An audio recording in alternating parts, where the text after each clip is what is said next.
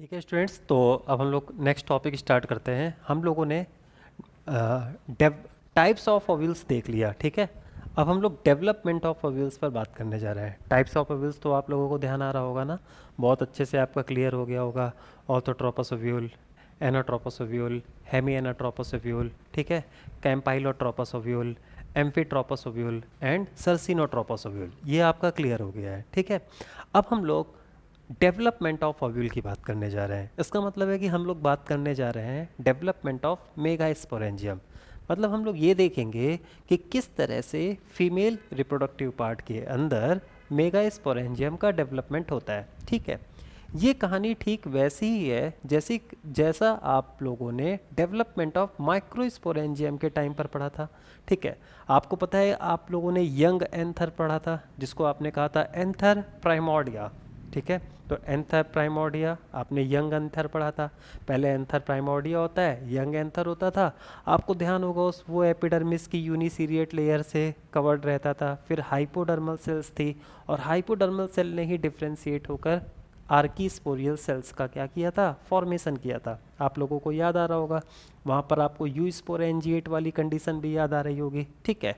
तो इस तरह से वहाँ पर हम लोगों ने फिर एंथर प्राइमोर्डियम के अंदर ही डेवलपमेंट ऑफ माइक्रोस्पोरेंजियम देखा। इससे हम लोगों के दिमाग में ये बात समझ में आती है कि धीरे धीरे माइक्रोस्पोरेंजियम और मेगास्पोरेंजियम डेवलप होते हैं, ठीक है।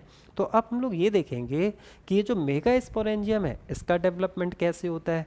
तो ठीक उसी तरह से जैसे वहाँ पर एंथर प्राइमोर्डियम था, ठीक है, तो यहाँ पर हम लोग बात कर सकते हैं कि यहाँ पर कुछ ओव्यूल प्राइमोर्डियम होता होगा, ठीक है। या फिर हम लोग बात कर सकते हैं कि यहाँ पर न्यूसिलस प्राइमोर्डियम होता होगा। प्राइमोर्डिया आपको याद है ना, प्राइमोर्डिया के लिए हमने आपको बताया था प्रायर स्टेज, ठीक है, अनडिफ्रेंशिएटेड स्टेज, इसका मतलब मेरिस्टेमेटिक फेज। तो जब भी कोई टिश्यू मेरिस्टेमेटिक फेज में होता है, ठीक है, तो उसको हम लोग क्या कह देते हैं, उसको हम लोग डिफ्रेंशिएटेड फॉर्म का प्राइमोर्डिया कह देते हैं, ठीक है। जैसे मान लेते हैं कि मेरिस्टेमेटिक पार्ट से लीफ बनने वाली है, तो हम लोग लीफ प्राइमोर्डिया कह देंगे मेरिस्टेमेटिक पार्ट को। अगर हम लोग मान लेते हैं कि मेरिस्टेमेटिक पार्ट से वैस्कुलर टिश्यू बनने वाले हैं, तो जब वो मेरिस्टेमेटिक फेज में रहेगा ना, जिससे वैस्कुलर टिश्यू बनने वाले हैं, तो उसको हम लोग बोल देंगे प्राइमोर्डिया ऑफ वैस्कुलर टिश्यू।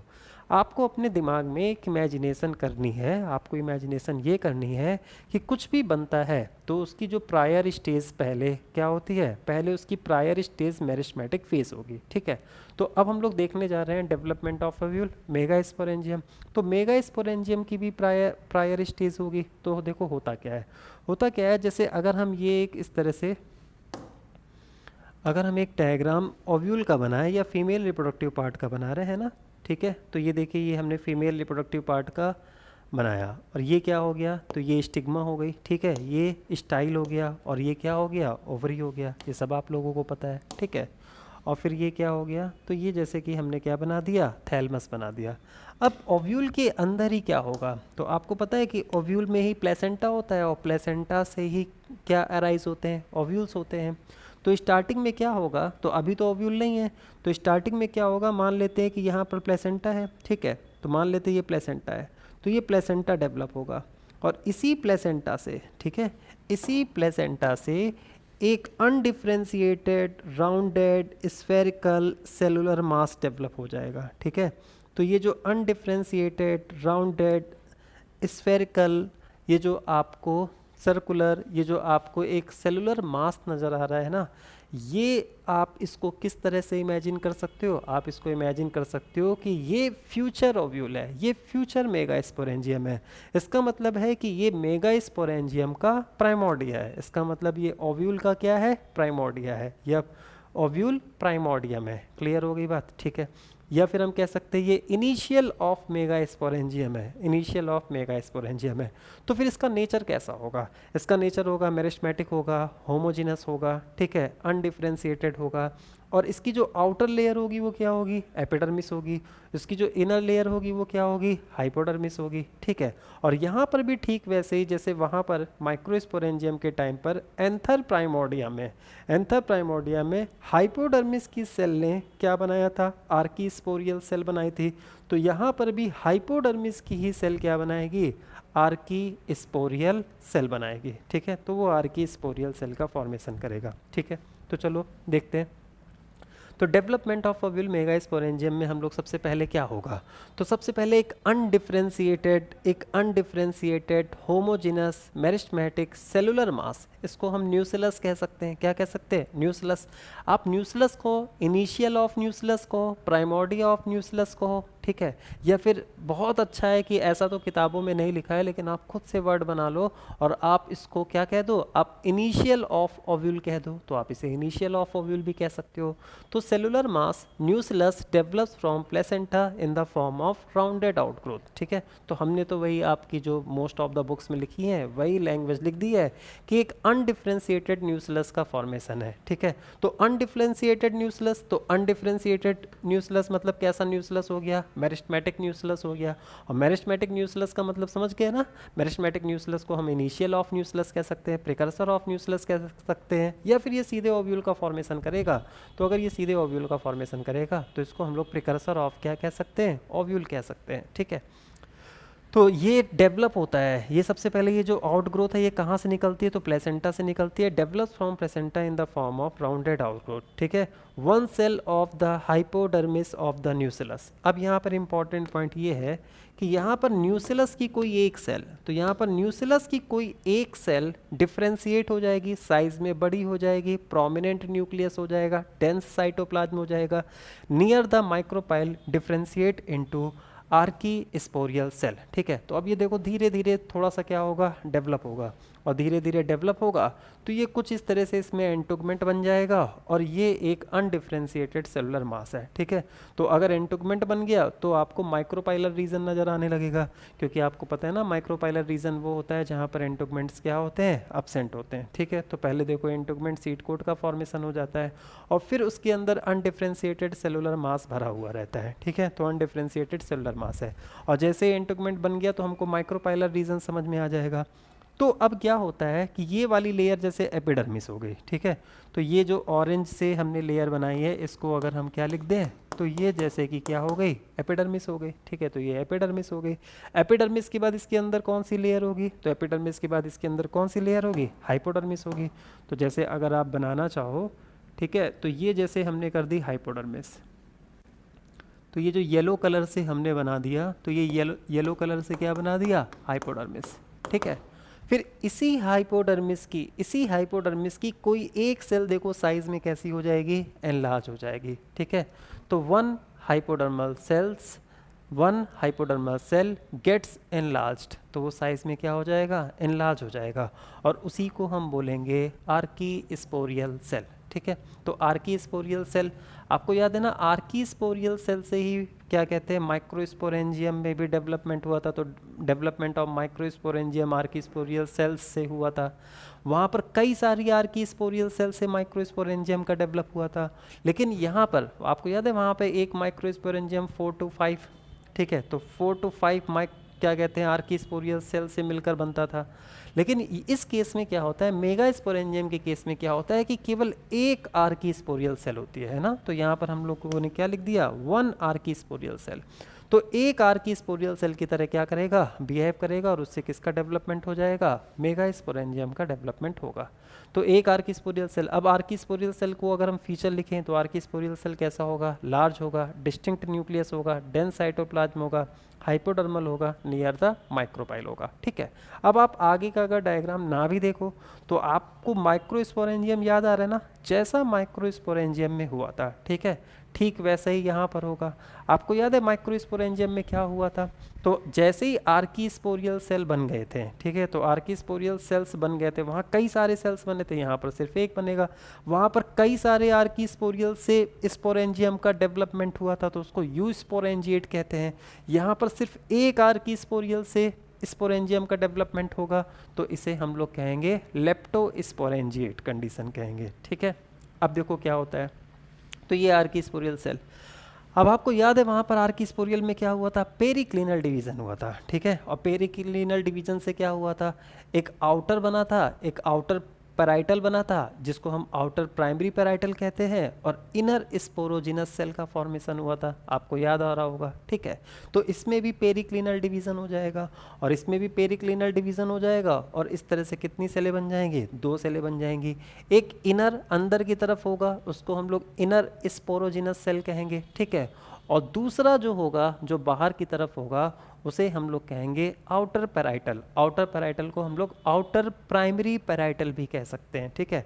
अच्छा, आउटर को आउटर प्राइमरी पैराइटल क्यों कहते हैं? क्योंकि जो ये पैराइटल होता है ना, ये एक सेल होता है। फिर आपको पता है माइक्रोस्पोरेंजियम के केस में एक लेयर तो बननी नहीं थी, ठीक है। जैसे अगर स्पोरोजिनस टिश्यू को हटा दे तो स्पोरोजिनस सेल ने स्पोरोजिनस टिश्यू का फॉर्मेशन किया था, उसको हटा दे तो एंडोथीसियम, मिडल लेयर, टैपेटम, ये तीनों ही पैराइटल से बनने थे, ठीक है। तो इसका मतलब ये है कि एक पैराइटल से कई सारी लेयर्स तो बन नहीं सकती हैं। तो अगर कई सारी लेयर्स बनानी है तो अभी इस पैराइटल में बार बार पेरिक्लिनल डिवीजन कराने होंगे, और बार बार पेरिक्लिनल डिवीजन कराएंगे तभी तो कई सारी लेयर्स का फॉर्मेशन होगा, ठीक है।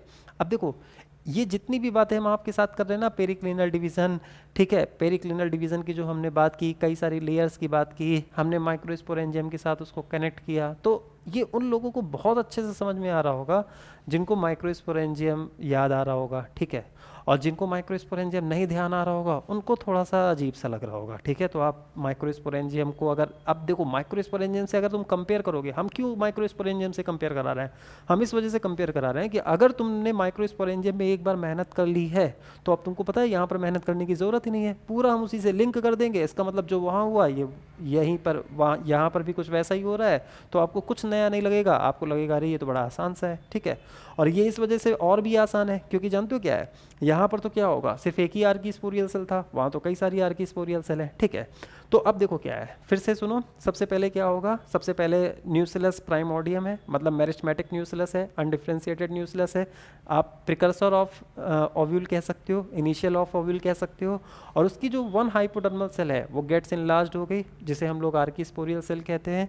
वो डिस्टिंक्ट न्यूक्लियस होगा, डेंस साइटोप्लाज्म होगा, हाइपोडर्मल इन ओरिजिन होगा, नियर द माइक्रोपाइलर रीजन होगा। अब उसमें पेरिक्लिनल डिवीजन है, अंदर की तरफ स्पोरोजिनस सेल, ठीक है, और बाहर की तरफ क्या बनेगा, तो बाहर की तरफ पैराइटल बनेगा। और पैराइटल को हम लोग क्या कह सकते हैं, प्राइमरी कह सकते हैं, क्योंकि पैराइटल सेल का फॉर्मेशन नंबर में 1 से ज़्यादा होगा। अब इस पैराइटल में फिर से डिवीजन होंगे तो फिर से प्राइमरी पैराइटल के बाद सेकेंडरी पैराइटल वगैरह बनेंगे, ठीक है। तो उस पर हमको नहीं बात करनी है। अब देखो इनर स्पोरोजिनस पैराइटल लेयर, तो स्पोरोजिनस क्या बनाता है, तो आपको पता है ना, स्पोरोजिनस का मतलब ये स्पोर जनरेटिंग पार्ट, वही मेन फर्टाइल पार्ट होता है, वही स्पोर को प्रोड्यूस करेगा, ठीक है। स्पोर को प्रोड्यूस करने वाली स्ट्रक्चर को बनाएगा। वहाँ पर स्पोरोजिनस सेल ने क्या बनाया था, स्पोरोजिनस टिश्यू, जिसको हम लोग कहते थे माइक्रो स्पोरोजिनस टिश्यू कहते थे, ठीक है। तो उसने बहुत सारे क्या किए थे, एंटीक्लिनल पेरिक्लिनल डिवीजन करके माइक्रो स्पोरोजिनस टिश्यू बना दिया था। अब यहाँ पर जानते हो क्या होता है, यहाँ पर एक्चुअल में प्रॉपर स्पोरोजिनस टिश्यू का फॉर्मेशन होता ही नहीं है, ठीक है। मतलब यहाँ पर स्पोर प्रोड्यूसिंग सेल नंबर में, जैसे वहाँ पर स्पोर प्रोड्यूसिंग सेल मतलब स्पोरोजिनस टिश्यू था, बहुत सारी स्पोर प्रोड्यूसिंग सेल थी, लेकिन यहाँ पर स्पोर प्रोड्यूसिंग सेल के नाम पर सिर्फ एक सेल होती है, ठीक है। मतलब सिर्फ एक सेल ही स्पोर प्रोड्यूसिंग होती है और उसे हम लोग कहते हैं मेगा स्पोर मदर सेल, ठीक है। तो अगर हम आपको अभी थोड़ी देर बाद ये बताएंगे कि केवल एक मेगा स्पोर मदर सेल होती है, ठीक है, कई सारी मेगा स्पोर मदर सेल नहीं होती है, only 1 megaspore mother cell होती है, तो इसका मतलब आप क्या सोचोगे, इसका मतलब आप ये समझोगे कि इसमें हमें बहुत सारी मेगा स्पोर मदर सेल का फॉर्मेशन नहीं करना है, सिर्फ एक का फॉर्मेशन करना है। तो कॉमन सेंस वाली बात है कि ये जो इनर स्पोरोजिनस सेल है ये भी नंबर में 1 है, तो क्या ये डिवीज़न करेगा, तो अब इसमें कोई डिवीज़न नहीं होगा, यही डायरेक्टली किसकी तरह बिहेव करने लगेगा, मेगा स्पोर मदर सेल, ठीक है। तो जिसको हमने डायरेक्टली लिखा है ना, तो यहाँ पर हम ब्रैकेट में क्या लिख सकते हैं, नो डिवीज़न, इसमें किसी भी तरह का डिवीज़न नहीं होगा, ठीक है। कॉमन सेंस वाली बात है, हम स्पोरोजिनस सेल में तब डिवीज़न कराते ना जब बहुत सारी मेगा स्पोर मदर सेल बनानी हो। अब माइक्रोस्पोरेंजियम के केस में बहुत सारे माइक्रोस्पोर मदर सेल्स बनानी थी, तो स्पोरोजिनस सेल में डिवीजन हुआ था, एंटीक्लिनल पेरिक्लिनल बहुत सारे डिवीजन होता, बहुत सारी सेल। यहाँ पर सिर्फ एक ही मेगा स्पोर मदर सेल होती है, तो अगर 1 मेगा स्पोर मदर सेल बनाना है तो सीधे ये जो स्पोरोजिनस सेल है ना, वो डायरेक्टली का मतलब है कि उसमें कोई डिवीज़न नहीं होगा और वो किसकी तरह बिहेव करने लगेगी, मेगा स्पोर मदर सेल की तरह बिहेव करने लगेगा, ठीक है। अब हम लोग आते हैं पैराइटल की बात करते हैं। तो पैराइटल क्या करेगा, तो स्पोरोजिनस टिश्यू को जो कवर करता है, तो स्पोरोजिनस टिश्यू को जैसे न्यूसिलस कवर करेगा आगे चलकर हम लोगों ने। अच्छा, आप लोगों ने क्या कहते हैं, ओव्यूल के टाइप्स तो पढ़ ही लिए हैं। तो ओव्यूल्स के जब आप लोगों ने टाइप पढ़े ना, आपको पता है ये जो मेगास्पोर मदर सेल है, इससे मेगास्पोर बनेगा, फीमेल गैमेटोफाइट बनेगा। तो टाइप ऑफ ओव्यूल में देखो, फीमेल गैमेटोफाइट एम्ब्रियो सैक के चारों तरफ न्यूसिलस था कि नहीं था, ठीक है। तो अब जो अभी तक जो न्यूसिलस था, तो अभी तक जो न्यूसिलस था स्टार्टिंग में, प्रीवियस स्लाइड में जो अभी तक स्टार्टिंग में न्यूसिलस था, उसको हमने क्या कहा था, अनडिफरेंशिएटेड न्यूसिलस कहा था। तो अब किस तरह के न्यूसिलस का फॉर्मेशन होना है, तो डिफरेंशिएटेड न्यूसिलस का फॉर्मेशन होता है, मतलब रिमेनिंग लेयर ऑफ स्पोरेंजियम का फॉर्मेशन होना है। तो remaining layer of mega sporangium का फॉर्मेशन करने वाली जो सेल होगी वो कौन सी होगी, प्राइमरी पैराइटल सेल, जिसे हम लोग कह सकते हैं आउटर प्राइमरी पैराइटल सेल, ठीक है। अब देखो क्या है, तो इसका मतलब है कि ये जो आउटर प्राइमरी पैराइटल सेल है ये न्यूसिलस का फॉर्मेशन कर देगा, ठीक है, मतलब डिफरेंशिएटेड न्यूसिलस का फॉर्मेशन कर देगा। और ये जो स्पोरोजिनस सेल है ये किसकी तरह बिहेव करेगा, मेगा स्पोर मदर सेल की तरह बिहेव करेगा, क्लियर, ठीक है। अब देखो यहाँ पर आपको, देखो हमने यहाँ पर आइज बनाई है ना, यहाँ पर आपको कुछ ध्यान देना है। क्या ध्यान देना है, आपको याद है हमने आपको दो तरह के न्यूसिलस पढ़ाए थे, ठीक है, एक क्रेसी न्यूसिलेट पढ़ाया था और एक टेन्यू न्यूसिलेट पढ़ाया था। टेन्यू न्यूसिलेट में अगर आपको याद है तो उसमें क्या होता था कि उसमें न्यूसिलस लेस डेवलप होता था, थिन लेयर के फॉर्म में होता था, ठीक है। और क्रेसी न्यूसिलेट के केस में क्या होता था, न्यूसिलस वेल डेवलप्ड होता था, मैसिव होता था, ठीक है। तो आपको पता है मोस्ट ऑफ द एंजियोस्पर्म में हम लोग जब भी डायग्राम बनाते हैं तो हम लोग देखते हो न्यूसिलस में कई सारी लेयर्स लगभग बनाते हैं। तो न्यूसिलस में अगर हम लोग कई सारी लेयर्स लगभग बनाते हैं तो इसका मतलब है कि हम लोग किस टाइप का न्यूसिलस बनाते हैं, क्रेसी न्यूसिलेट टाइप का न्यूसिलस बनाते हैं, ठीक है। तो अब देखो क्या है, अब अगर आउटर प्राइमरी पैराइटल डिवीजन करेगा और डिवीजन करके डिफरेंशिएटेड न्यूसिलस बनाएगा, और कितने टाइप के न्यूसिलस है, दो टाइप के, एक क्रेसी न्यूसिलेट है और एक क्या है, टेन्यू न्यूसिलेट है, ठीक है। तो बहुत ज़्यादा डिवीज़न कब होगा, जब क्रेसी न्यूसिलेट बनाना है, मैसिव न्यूसिलस बनाना है, और जब थिन लेयर ऑफ न्यूसिलस बनाना है तो इसमें डिवीज़न क्या होगा, कम होगा। क्लियर हो गई बात, ठीक है। तो जल्दी से सुनो क्या होता है, तो जल्दी से एक डायग्राम आपको दिखा देते हैं, है ना। वैसे तो ओव्यूल का डायग्राम आप लोगों ने देखा है। फाइनली अगर हम लोग इस तरह से देखें तो इस तरह से देखो, ये किसका फॉर्मेशन हो गया, ये न्यूसिलस का फॉर्मेशन हो गया, ठीक है। और ये वाली सेल क्या हो गई, ये मेगा स्पोर मदर सेल है, ठीक है। तो अगर हम लोग देखें तो ओव्यूल में क्या है, तो ओव्यूल में बेसिकली तीन बातें ही तो हैं। अगर हम स्टार्टिंग में देखें, फीमेल गैमेटोफाइट का जब डेवलपमेंट नहीं हुआ है, एंटोगमेंट होगा, न्यूसिलस होगा और मेगा स्पोर मदर सेल है। तो मेगा स्पोर मदर सेल का फॉर्मेशन किससे हो गया, स्पोरोजिनस सेल से हो गया, ठीक है। और फिर जो आउटर प्राइमरी पैराइटल है उसने क्या किया, उसने डिवीजन करके न्यूसिलस बनाया। अगर हमने न्यूसिलस की देखो कई सारी लेयर बना रहे हैं तो इसका मतलब ये क्रेसी न्यूसिलेट है, बहुत ज़्यादा डिवीजन होगा, या फिर जहाँ टेन्यू न्यूसिलेट्स कंडीशन है वहाँ पर आउटर प्राइमरी पैराइटल में लेस डिवीजन होगा और टेन्यू न्यूसिलेट कंडीशन बन जाएगी, ठीक है। चलिए नेक्स्ट, अब अगर हम लोग बात करें तो ये क्या हो गया, तो ये megaspore mother cell, megaspore mother cell number में कितना दिख रहा है, एक दिख रहा है। तो यहाँ पर मेगा स्पोरोजिनस टिश्यू के नाम पर सिर्फ एक ही मेगा स्पोर मदर सेल होती है। क्लियर होगी बात, ठीक है। तो अब आपके दिमाग में इमेजिनेशन आ गई होगी। तो प्रॉपर हम लोगों ने ये देख लिया। तो इस तरह से ये डेवलपमेंट ऑफ न्यू क्या कहते हैं, ओव्यूल हो गया, ठीक है। अब कह दो कि ओव्यूल का डेवलपमेंट यहीं पर खत्म, यस यहीं पर खत्म, क्योंकि ओव्यूल के डेवलपमेंट में तो आपको पता है एंटोगमेंट्स है, एंटोगमेंट्स के बाद क्या हो जाएगा, एंटोगमेंट्स है, और एंटोगमेंट्स के बाद क्या हो जाएगा, आपका न्यूसिलस हो जाएगा, और न्यूसिलस के अंदर 1 मेगा स्पोर क्या मदर सेल हो जाएगी। बस तो यहाँ पर इतना ही डेवलपमेंट के बारे में इतनी बात है, ठीक है। फिर आपको पता है मेगा स्पोर मदर सेल क्या बनाएगा, मेगा स्पोर बनाएगा। तो अब अगला पार्ट हम लोग क्या पढ़ेंगे, मेगा स्पोरोजेनेसिस पढ़ेंगे। और जब मेगा स्पोर बन जाएगा तो फिर मेगा स्पोर से फीमेल गैमेटोफाइट बनेगा, तो फिर हम डेवलपमेंट ऑफ फीमेल गैमेटोफाइट पढ़ेंगे। क्लियर, ठीक है। नेक्स्ट, अब यहाँ पर लिखा है कि इसका जो डेवलपमेंट हुआ है ना मेगा स्पोरेंजियम का, तो यहाँ पर जो मेगा स्पोरेंजियम का डेवलपमेंट होगा वो लेप्टोस्पोरेंजिएट टाइप का होगा, ठीक है। और माइक्रोस्पोरेंजियम में आपको क्या पढ़ाया गया था, वहाँ पर यू स्पोरेंजिएट, तो वो तो हम आपसे बार बार कह रहे थे, वहाँ पर कई सारी आर्की स्पोरियल सेल से स्पोरेंजियम बनता था, 4 to 5 तो आर्की स्पोरियल सेल होती ही थी, ठीक है। तो 4 to 5 आर्की स्पोरियल सेल से बनता था तो यू स्पोरेंजिएट, और यहाँ पर क्या होगा, तो यहाँ पर लेप्टोस्पोरेंजिएट होगा, और यहाँ पर लेप्टोस्पोरेंजिएट एडवांस टाइप का होगा। और क्यों लेप्टोस्पोरेंजिएट है, तो यहाँ पर लेप्टोस्पोरेंजिएट इस वजह से है क्योंकि यहाँ पर एक आर्कीस्पोरियल सेल किसका फॉर्मेशन करेगा, तो एक आर्कीस्पोरियल सेल यहाँ पर पूरे माइक्रोस्पोरेंजियम का पूरे मेगास्पोरेंजियम का फॉर्मेशन करेगा, ठीक है। तो development of ovule is leptosporangiate type, और याद रखना ये लेप्टोस्पोरेंजिएट एडवांस टाइप का होता है। आपको एक इन्फॉर्मेशन प्लांट किंगडम के लिए दे दे, प्लांट किंगडम में ये लोग फर्न और सिलेजिनेला का पूछते हैं कि फर्न में कैसा होता है, सिलेजिनेला में कैसा होता है, ठीक है। तो फर्न के केस में क्या होता है, तो फर्न के केस में ये लेप्टोस्पोरेंजिएट कंडीशन होती है, मतलब फर्न का जो स्पोरेंजियम होता है वो लेप्टोस्पोरेंजिएट तरीके से डेवलप होता है, और जो सिलेजिनेला का स्पोरेंजियम होता है वो यू स्पोरेंजिएट कंडीशन के अकॉर्डिंग डेवलप होता है, ठीक है।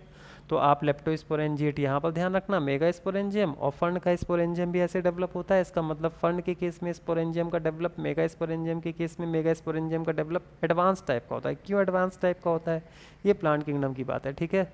Because sporangium is developing from only one archesporial cell, तो ध्यान रख लेना जब भी एक आर्कीस्पोरियल सेल से डेवलप होता है तो उसको हम लोग क्या कहते हैं, लेप्टोस्पोरेंजिएट कहते हैं, ठीक है। अब देखो फाइनली क्या क्या आ गया, तो फाइनली एंटोगमेंट्स आ चुका है, न्यूक्लियस आ चुका है, और स्पोरोजिनस टिश्यू के नाम पर क्या आ चुका है, 1 मेगा स्पोर मदर सेल आ गया है, ठीक है। फॉर्मेशन कैसे हुआ है ये बात आपको समझ में आती है। अब हम लोग सीधे नेक्स्ट पढ़ेंगे। अब अगला काम क्या है, तो खुद सोचो, मेगा स्पोर मदर सेल आ गया, ठीक है। मेगा स्पोर मदर सेल से मेगा स्पोर बनेगा, और मेगा स्पोर से फीमेल गैमेटोफाइट बनेगा। तो अब हमें पढ़ना है मेगा स्पोरोजेनेसिस, मेगा स्पोर का फॉर्मेशन, और फिर जब मेगा स्पोर बन जाएगा तो development of female gametophyte. Female gametophyte को डेवलप कराएंगे, क्यों फीमेल गैमेटोफाइट को डेवलप कराएंगे, क्योंकि जब फीमेल गैमेटोफाइट बन जाएगा तभी उसके बाद क्या बनेगा, फीमेल गैमेट, ठीक है। तो ये बात क्लियर है। अब ये देखो मेगा स्पोर मदर सेल, अब सिंपल है, आपको बहुत आसान आसान अब लगेगा क्योंकि आप लोग ऑलरेडी माइक्रोस्पोरोजेनेसिस पढ़ चुके हो। अब मेगा स्पोर मदर सेल की प्लॉइडी क्या होगी, 2n होगा, क्योंकि अभी तक कहीं पर भी मियोसिस नहीं हुआ है। अब चाहे मेगा स्पोर मदर सेल की प्लॉइडी की बात करें, चाहे हम एंटोगमेंट्स की प्लॉइडी की बात करें, सब कुछ क्या होगा, 2n होगा, क्योंकि अभी तक कहीं पर भी मियोसिस नहीं हुआ है। और एंजियोस्पर्म का जो मेन प्लांट होता है वो डिप्लॉयड स्पोरोफिटिक है ना, स्पोर प्रोड्यूसिंग है। तो आप तो देख रहे हो स्पोर ये मियोसिस करके प्रोड्यूस करेगा, लेकिन मियोसिस से पहले जो कुछ भी है, तो मियोसिस से पहले जो कुछ भी है वो क्या है, डिप्लॉयड है। मियोसिस होने के बाद जो स्ट्रक्चर बनेगी और उस स्ट्रक्चर से जो कुछ डेवलप होगा वो हैप्लॉयड होगा। तो आपको पता है मियोसिस सिर्फ इसमें होगी, मेगा स्पोर मदर सेल में, और बनेगा मेगा स्पोर, तो मेगा स्पोर हैप्लॉयड होगा। और मेगा स्पोर से जो कुछ बनेगा, जैसे मेगा स्पोर से फीमेल गैमेटोफाइट बनेगा, तो फीमेल गैमेटोफाइट का हर सेल, हर न्यूक्लियस कैसा होगा, हैप्लॉयड होगा, ठीक है। तो डिप्लॉयड और हैप्लॉयड प्लॉइडी लेवल खूब पूछा जाता है, तो आप बहुत आसानी से ध्यान रखना जब तक मियोसिस नहीं हुई है। अब देखो एंटोगमेंट्स हो गया, न्यूक्लियस हो गया, इन सब में तो कोई मियोसिस नहीं है, तो ये सब प्रॉपर क्या होंगे, डिप्लॉयड होंगे। मेगा स्पोर मदर सेल में अभी मियोसिस नहीं हुई तो डिप्लॉयड होगा, जैसे मियोसिस हो जाएगी तो हैप्लॉयड बन जाएगा, तो हैप्लॉयड मेगा स्पोर। और फिर मेगा स्पोर से जो कुछ डेवलप होगा, तो मेगा स्पोर से जो कुछ डेवलप होगा, तो जो सिर्फ मेगा स्पोर से डेवलप होगा वो भी क्या होगा, हैप्लॉयड होगा। ये बात समझ गए, ठीक है। तो अब आपको पता है इसमें मियोसिस होगी, मेगा स्पोर बन जाएंगे। अब आपने जिम्नोस्पर्म के केस में पढ़ा था ना, मेगा स्पोरोजेनेसिस में 4 मेगा स्पोर बनते हैं, 3 डीजनरेट होते हैं, 1 फंक्शनल रह जाता है, ठीक है। तो यहाँ पर भी ठीक वैसे ही होगा, यहाँ पर भी 4 मेगा स्पोर बनेंगे और 4 मेगा स्पोर में 3 डीजनरेट हो जाएंगे, 1 फंक्शनल बचेगा, और जो फंक्शनल मेगा स्पोर होगा उसी फंक्शनल मेगा स्पोर से फीमेल गैमेटोफाइट मतलब एम्ब्रियोसैक मतलब 8 न्यूक्लिएटेड 7 सेल्ड स्ट्रक्चर का डेवलपमेंट होगा, ठीक है। देखो तो ये 4 बनाएंगे और 4 में ये 1 2 3 3 डिजनरेट कर देंगे। एक जो चैलेजल रीजन की तरफ होता है वही मोस्टली कैसा होता है, मोस्ट ऑफ द केसेस में जो चैलेजल रीजन वाला होता है वो फंक्शनल होता है, और उसी से हम लोग क्या बना देंगे, फीमेल गैमेटोफाइट। क्लियर हो गई बात, ठीक है। अब देखो क्या होता है, अब आप लोगों के दिमाग में एक क्वेश्चन आएगा, ठीक है। तो एक आप लोग के दिमाग में क्वेश्चन आएगा कि ये जो 3 है, ये 3 हम क्या कर देंगे, तो ये 3 बाद में डिजनरेट, यहाँ पर क्रॉस करने का मतलब है डिजनरेट कर रहे हैं, ठीक है। 3 डिजनरेट कर देंगे, 1 रह जाएगा फंक्शनल। अब किसी ना किसी स्टूडेंट के दिमाग में आ रहा होगा कि यार ये 3 डिजनरेट होते क्यों हैं, ठीक है। जबकि माइक्रोस्पोरेंजियम के केस में वहाँ पर क्या हुआ था, वहाँ तो चारों के चारों माइक्रोस्पोर फंक्शनल होते थे, और हर माइक्रोस्पोर डेवलप होकर किस में डेवलप हो जाता था, पॉलिन ग्रेन मेल गैमेटोफाइट में डेवलप हो जाता था। हमने आपसे कहा था कि आप जितना ये सोचते हो ना कि यार ऐसा क्यों हो रहा है, ऐसा क्यों हो रहा है, तो जितना आप ज़्यादा ये सोचोगे कि ये बात क्यों हो रही है, ठीक है, तो जितना आप सोचोगे कि यार ये बात क्यों हो रही है, उतना ही आपका कॉन्सेप्ट क्या होगा, डेवलप होगा। तो यहाँ पर हमने क्यों कहा है कि आपको सोचना है कि ये 3 डिजनरेट क्यों हो रहा है।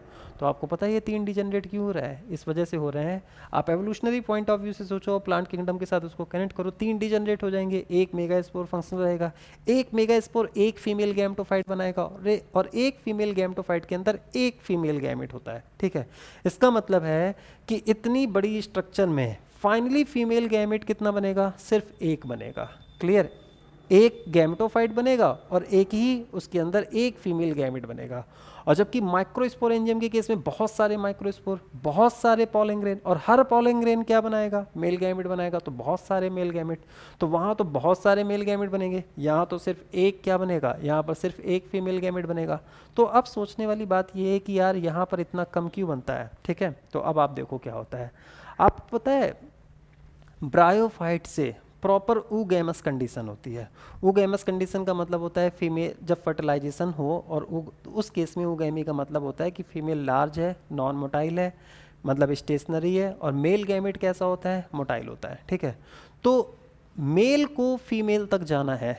अब यहाँ पर भी एंजियोस्पर्म के केस में क्या है, पॉलन ग्रेन के थ्रू मेल गैमेट आएगा, ठीक है, और फीमेल तक पहुंचेगा, तो बहुत सारे पॉलन ग्रेन का क्या हो जाएगा, लॉस हो जाएगा। बहुत सारे पॉलन ग्रेन का लॉस होगा, कुछ पॉलन ग्रेन आकर पहुंचेंगे, फिर वो भी पता नहीं जर्मिनेट कर पाए कि नहीं जर्मिनेट कर पाए, ठीक है। जबकि फीमेल गैमेट को अपना प्लेस नहीं छोड़ना है, फीमेल गैमेट को कहीं जाने की ज़रूरत नहीं है, ठीक है। और आपको पता है जब फर्टिलाइजेशन हो जाता है तो एक ओव्यूल से किसका फॉर्मेशन होता है, एक सीड का फॉर्मेशन होता है, और एक सीड से प्लांट कितना निकलता है, तो एक ही प्लांट निकलता है। इसका मतलब ये है कि हमें ये सोचना है कि जब एक सीड से एक प्लांट निकलना है तो प्लांट के अंदर एक एम्ब्रियो की रिक्वायरमेंट है, रिक्वायरमेंट एक एम्ब्रियो की है। कुछ सीड में पॉली एम्ब्रियोनिक कंडीशन होती है, लेकिन वहाँ पर भी प्लांट एक ही निकलता है, ठीक है। तो कहने का मतलब है कि जब फाइनल प्रोडक्ट एक प्लांट आना है तो एक एम्ब्रियो बनना चाहिए, एक एम्ब्रियो मतलब एक जाइगोट बनना चाहिए, एक जाइगोट मतलब एक मेल गैमेट, एक फीमेल गैमेट चाहिए। तो नेचर ने फीमेल गैमेट तो एक बनाया, लेकिन क्योंकि पॉलन ग्रेन के थ्रू मेल गैमेट आते हैं, फिर पॉलन ट्यूब के थ्रू मेल गैमेट आते हैं, तो बहुत सारे मेल गैमेट के लॉस होने का चांस है। इस वजह से नेचर ने क्या किया, माइक्रोस्पोरेंजियम के अंदर हर सेल को क्या बनाया, हर सेल को पोटेंशियल पॉलन बनाया। आपको लाइन याद है, each cell of microsporogenous tissue is potential pollen, ठीक है। और यहाँ पर उसने क्या कर दिया, यहाँ पर उसने मेगा स्पोर बनाया। पहले तो देखो उसने क्या किया, पहले उसने आर्कीस्पोरियल ही बहुत कम बनाया था, एक बनाया, फिर उस आर्कीस्पोरियल सेल से जो स्पोरोजिनस सेल बनाया वो भी एक बनाया, ठीक है। तो ये देखो ये स्पोरोजिनस सेल एक बनाया, और फिर इसमें डिवाइड करके क्या किया, इसने डिवाइड करके 4 मेगा स्पोर बनाए, और चारों में भी 3 को क्या कर दिया, डिजेनरेट कर दिया, एक फंक्शनल रहा। क्योंकि नेचर चाहता ही यही है कि सिर्फ एक फीमेल गैमेटोफाइट बने और एक फीमेल गैमेट बने, किसके अंदर, एक ओव्यूल के अंदर। अगर चारों फंक्शनल हो जाएंगे, चारों फंक्शनल हो जाएंगे तो आपको पता है इसके अंदर 4 फीमेल गैमेटोफाइट बन जाएगा, 4 फीमेल गैमेट बन जाएंगे, 4 एम्ब्रियो बन जाएगा, लेकिन जर्मिनेशन के टाइम पर एक ही प्लांट को अराइज होना है। तो नेचर ये सोचता है कि यार सबसे एडवांस कंडीशन, सबसे बेहतर कंडीशन, एडवांस ना कह के हम यहाँ पर प्लांट के लिए कन्वीनियंट वर्ड का इस्तेमाल करें। प्लांट के लिए सबसे कन्वीनियंट क्या है, तो प्लांट के लिए सबसे कन्वीनियंट यही है कि उसके अंदर क्या हो, एक एम्ब्रियो। जबकि पॉली एम्ब्रियोनिक का केस कई बार फायदेमंद भी होता है ना। इस वजह से हम इसको एडवांस नहीं बोल रहे हैं, बस हम इसको बोल रहे हैं कि प्लांट के लिए जो नॉर्मल है, कन्वीनियंट कंडीशन है, वो एक सीट के अंदर एक एम्ब्रियो। तो अब आपको समझ में आ गया होगा कि फीमेल गैमेट को कहीं नहीं जाना, उसका लॉस नहीं होना, इस वजह से नेचर ने सब कुछ एक एक रखा है, ठीक है। तो ठीक है, तो यहाँ पर एक cell megaspore mother cell है, उसमें मियोसिस होगा, मियोसिस 2 स्टेज में होता है, मियोसिस 1 मियोसिस 2। जब मियोसिस 1 होगा तो 2 सेलें बनेगी, उसको हम लोग डायड कहते हैं। अनइक्वल डिवीजन होता है, तो एक सेल साइज में थोड़ी बड़ी है और एक सेल साइज में छोटी है। फिर मियोसिस 2 होगा, वो भी अनइक्वल डिवीजन होता है, तो देखो सभी सेलों का साइज क्या है, डिफरेंट है, ठीक है। और आपको पता है इसमें 3 क्या हो जाती हैं, तो ऑब्वियस है कि जो स्मॉल वाली सेलें हैं, एक का बड़ा एक का छोटा, क्योंकि प्लांट पहले ही कुछ ऐसी इंफॉर्मेशन जेनेटिकली देने लगा कि जिसको डीजनरेट होना है तो उसके पास ज़्यादा से ज़्यादा साइटोप्लाज्म ही ना जाए। तो इस वजह से डिवीज़न कैसा हो रहा है, अनइक्वल हो रहा है। आपको पता है ये जितनी भी छोटी वाली सेलें हैं उन सबको क्या हो जाना है, फाइनली डीजनरेट हो जाना है। तो नेचर जानबूझकर अनइक्वल कराता है ताकि जिसे फंक्शनल रहना है उसके पास साइटोप्लाज्मिक अमाउंट क्या रहे, ज़्यादा रहे, क्योंकि उसको आगे चलकर बहुत सारे काम करने हैं, उसी को फीमेल गैमेटोफाइट का क्या करना है, फॉर्मेशन करना है, ठीक है। तो अब आप समझ गए कि अनइक्वल डिवीजन क्यों हुआ। अब ये देखो ये छोटी सेल बन गई, फिर मियोसिस 2 होगा, मियोसिस 2 के बाद ही सेल डिवीजन कंप्लीट होगा, ये भी अनइक्वल टाइप का होगा, और जितनी भी छोटी सेलें हैं वो सब की सब क्या हो जाएंगी, डिजेनरेट। अच्छा ये 4 मेगा स्पोर एक ही लाइन में लगे रहते हैं तो उसको हम लीनियर टेट्राड कहते हैं। माइक्रोस्पोर के केस में आपको याद आ रहा है, डेकोसेट आपने देखा था, लीनियर आपने देखा था, डेकोसेट टेट्राड देखा था, लीनियर टेट्राड आपने देखा था। और सबसे कॉमन टाइप के कौन थे, तो सबसे कॉमन टाइप के वहाँ पर आइसोबायलैटरल टेट्राड था और टेट्राहेड्रल टेट्राड था। ठीक है, आपने tetrahedral, isobilateral, decussate, linear, T shape, इतने सारे टेट्राड। और यहाँ पर मेगा स्पोर के केस में कितने टेट्राड है, तो मेगा स्पोर के केस में एक लीनियर टेट्राड है और उस लीनियर टेट्राड में भी 3 मेगा स्पोर डिजनरेट है। अब अगर हम माइक्रोपाइलर और चैलेजल की पोजीशन बात करें तो ये चैलेजा, ये माइक्रोपाइलर है। तो हम देख रहे हैं ना, चैलेजा वाला हमने क्या कराया, तो चैलेजा वाले को हमने फंक्शनल रखा, उसको डिजनरेट नहीं कराया, और माइक्रोपाइलर रीजन की तरफ जो 3 मेगा स्पोर है उसको क्या कर दिया, डिजनरेट कर दिया। तो functional megaspore remains at chalazal position and 3 megaspore which is located on micropylar position degenerate. 3 megaspore at micropylar region degenerate and functional megaspore mostly कहाँ होता है, चैलेजा। हम क्यों मोस्टली कह रहे हैं, क्योंकि आगे चलकर हम आपको कुछ बातें बताएंगे जिसमें आप लोगों को ये बात समझ में आ जाएगी कि हमेशा चैलेजा रीजन से ही मेगा स्पोर फंक्शनल हो, ये ज़रूरी नहीं है। लेकिन आपके सिलेबस में जो कंडीशन है ना वो वही है टिपिकल वाली कंडीशन। टिपिकल का मतलब है जो कि मोस्ट ऑफ द एंजियोस्पर्म में हो। तो मोस्ट ऑफ द एंजियोस्पर्म के केस में चैलेजल मेगा स्पोर क्या होता है, फंक्शनल होता है। यहाँ तक का पार्ट हम लोगों ने जानते हो क्या कर लिया, यहाँ तक का पार्ट हम लोगों ने मेगा स्पोरोजेनेसिस कर ली। ठीक है, तो जल्दी से फिर से देखो, सबसे पहले क्या होगा, मेगा स्पोर मदर सेल। पता है ना मेगा स्पोर मदर सेल किससे बना, स्पोरोजेनस सेल से। स्पोरोजेनस सेल किससे बना था, याद करो, आर्कीस्पोरियल से। कैसे बना था, उसमें पैराइटल डिवीजन हुआ था। क्लियर है, तो वो डायग्राम आपको याद आ रहा होगा। और फिर उसमें मियोसिस 1 हुआ, डायड बना, फिर मियोसिस 2 हुआ, टेट्राड बना। और सब अनइक्वल डिवीजन क्यों हो रहे हैं, क्योंकि नेचर जानबूझकर ऐसा कर रहा है ताकि ज़्यादा से ज़्यादा साइटोप्लाज्म किस पर पहुंच जाए, फंक्शनल वाले पर पहुंच जाए। 3 degenerate at micropylar region and 1 remains functional at chalazal region. Most of the cases में चैलेजल वाला ही रिमेन्स फंक्शनल होता है। ठीक है, नेक्स्ट। अब हम लोगों ने मेगा स्पोर तो देख लिया, अब अगला इस एस्पेक्ट क्या है, तो अगला एस्पेक्ट होगा डेवलपमेंट ऑफ फीमेल गैमेटोफाइट। ठीक है, तो मेगा स्पोर नेचर ने बनाया ही इसी वजह से ताकि किसका डेवलपमेंट हो सके, फीमेल गैमेटोफाइट। अब देखो, फीमेल गैमेटोफाइट के डेवलपमेंट से पहले ही आप थोड़ा सा फीमेल गैमेटोफाइट के बारे में नॉलेज रखो, है ना, तो आपको समझ में आएगा कि ये सब क्यों हो रहा है। फीमेल गैमेटोफाइट का हम डायग्राम आपको दिखाते हैं। ठीक है, तो अगर हम आपको फीमेल गैमेटोफाइट का सबसे अच्छा डायग्राम दिखाएं तो ये देखो, ये फीमेल गैमेटोफाइट का डायग्राम है, आप लोगों ने 11th में भी पढ़ रखा है।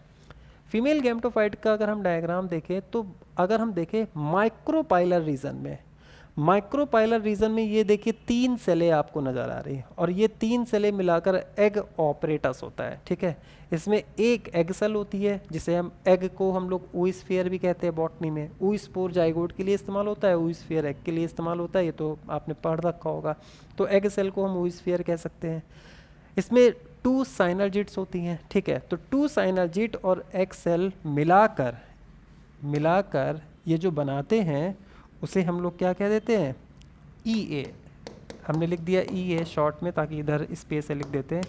EA मतलब क्या हो गया, एग ऑपरेटस,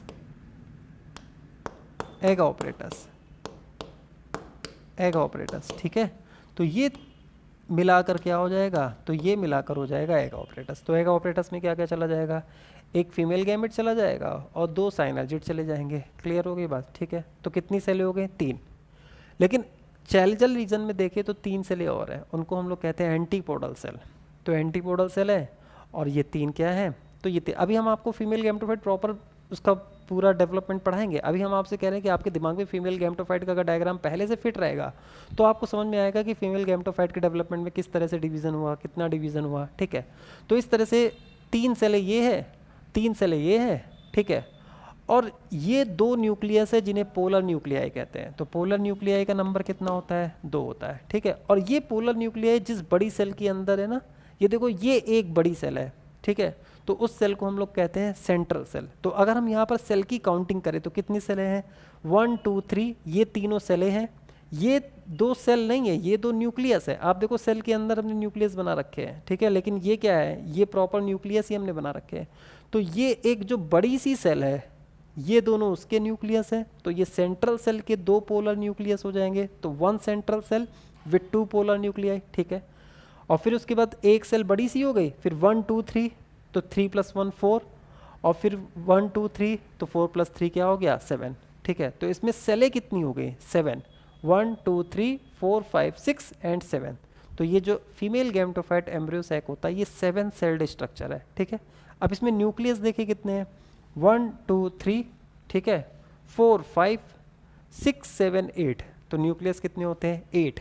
तो हम लोग अपने दिमाग में पहले एक बात फिट कर लें, जो फीमेल गैमेटोफाइट है उसमें 8 न्यूक्लियस होने हैं और 7 सेल होनी है, 8 न्यूक्लिएटेड कंडीशन होनी है और 7 सेल्ड कंडीशन होनी है, ठीक है। नेक्स्ट, तो अब आपके दिमाग में ये बात फिट हो गई। अभी हम ये सब बातें बाद में देखेंगे। अभी जो हम डेवलपमेंट ऑफ फीमेल गैमेटोफाइट, अब ये रहा फंक्शनल मेगास्पोर। तो फंक्शनल मेगास्पोर आपने देखा मेगास्पोरोजेनेसिस से बन गया, चैलजल वाला फंक्शनल मेगास्पोर है। अब इसमें डिवीज़न होगा। अब आपको सोचना ये है कि अब अगर आप इसको मत देखो, हम खुद आपसे पूछें, आपको पता है ये एक फंक्शनल मेगास्पोर है, 1 स्पोर विद 1 न्यूक्लियस, एक न्यूक्लियस है, ठीक है। तो ये 1 सेल है 1 न्यूक्लियस है। अब कॉमन सेंस लगाओ, हमें अल्टीमेट प्रोडक्ट जो चाहिए उसमें कितने न्यूक्लियस है, 8 न्यूक्लियस है। तो एक न्यूक्लियस से 8 बनाने हैं, इसका मतलब कितनी बार कैरियोकाइनेसिस करानी पड़ेगी, कितनी बार न्यूक्लियर डिवीजन कराना पड़ेगा। 1 टाइम कराओगे तो 2 बनेंगे, फिर कराओगे 4 बनेंगे, फिर कराओगे तो 8 बन जाएंगे, ठीक है, 2 4 एंड 8, ठीक है। इसका मतलब है कितनी बार न्यूक्लियर डिवीजन होना चाहिए, 3 बार, ठीक है। तो ऑब्वियस है हमारे दिमाग में कॉमन सेंस चला गया कि 1 बार 2 बार 3 बार, और 3 बार जब न्यूक्लियर डिवीजन हो जाएगा तो देखो टोटल न्यूक्लियस 1 2 3, ये न्यूक्लियस है, ये एक सेल ही है, 1 2 3 4 5 6 7 8, ठीक है। तो हमारे दिमाग में ये चला गया कि हमें 3 बार न्यूक्लियर डिवीजन कराना है, ठीक है। 3 बार न्यूक्लियर डिवीजन कराना है तो 8 न्यूक्लिएटेड कंडीशन है। लेकिन अब थोड़ा सा और स्मार्ट बन के सोचो, सेलें कितनी रखनी है, सेलें सिर्फ 7 रखनी है, 7 सेल्ड स्टेज। तो 7 सेलें रखने के लिए, 7 सेल्स रखने के लिए हमें जो सेल वॉल का फॉर्मेशन कराना होगा वो कितने न्यूक्लियस के अराउंड कराना होगा, ये आपको सोचना है, ठीक है। तो देखो 8 न्यूक्लिएटेड 7 सेल्ड कंडीशन चाहिए, ठीक है, 7 सेल बनाना है, कितने न्यूक्लियस के अराउंड हमें सेलुलराइजेशन कराना होगा, ठीक है। तो देखो सबसे पहली बात, एक सेल तो पहले से ही मौजूद है, मतलब एक सेल के अकॉर्डिंग सेल वॉल तो पहले से ही क्या है मौजूद है।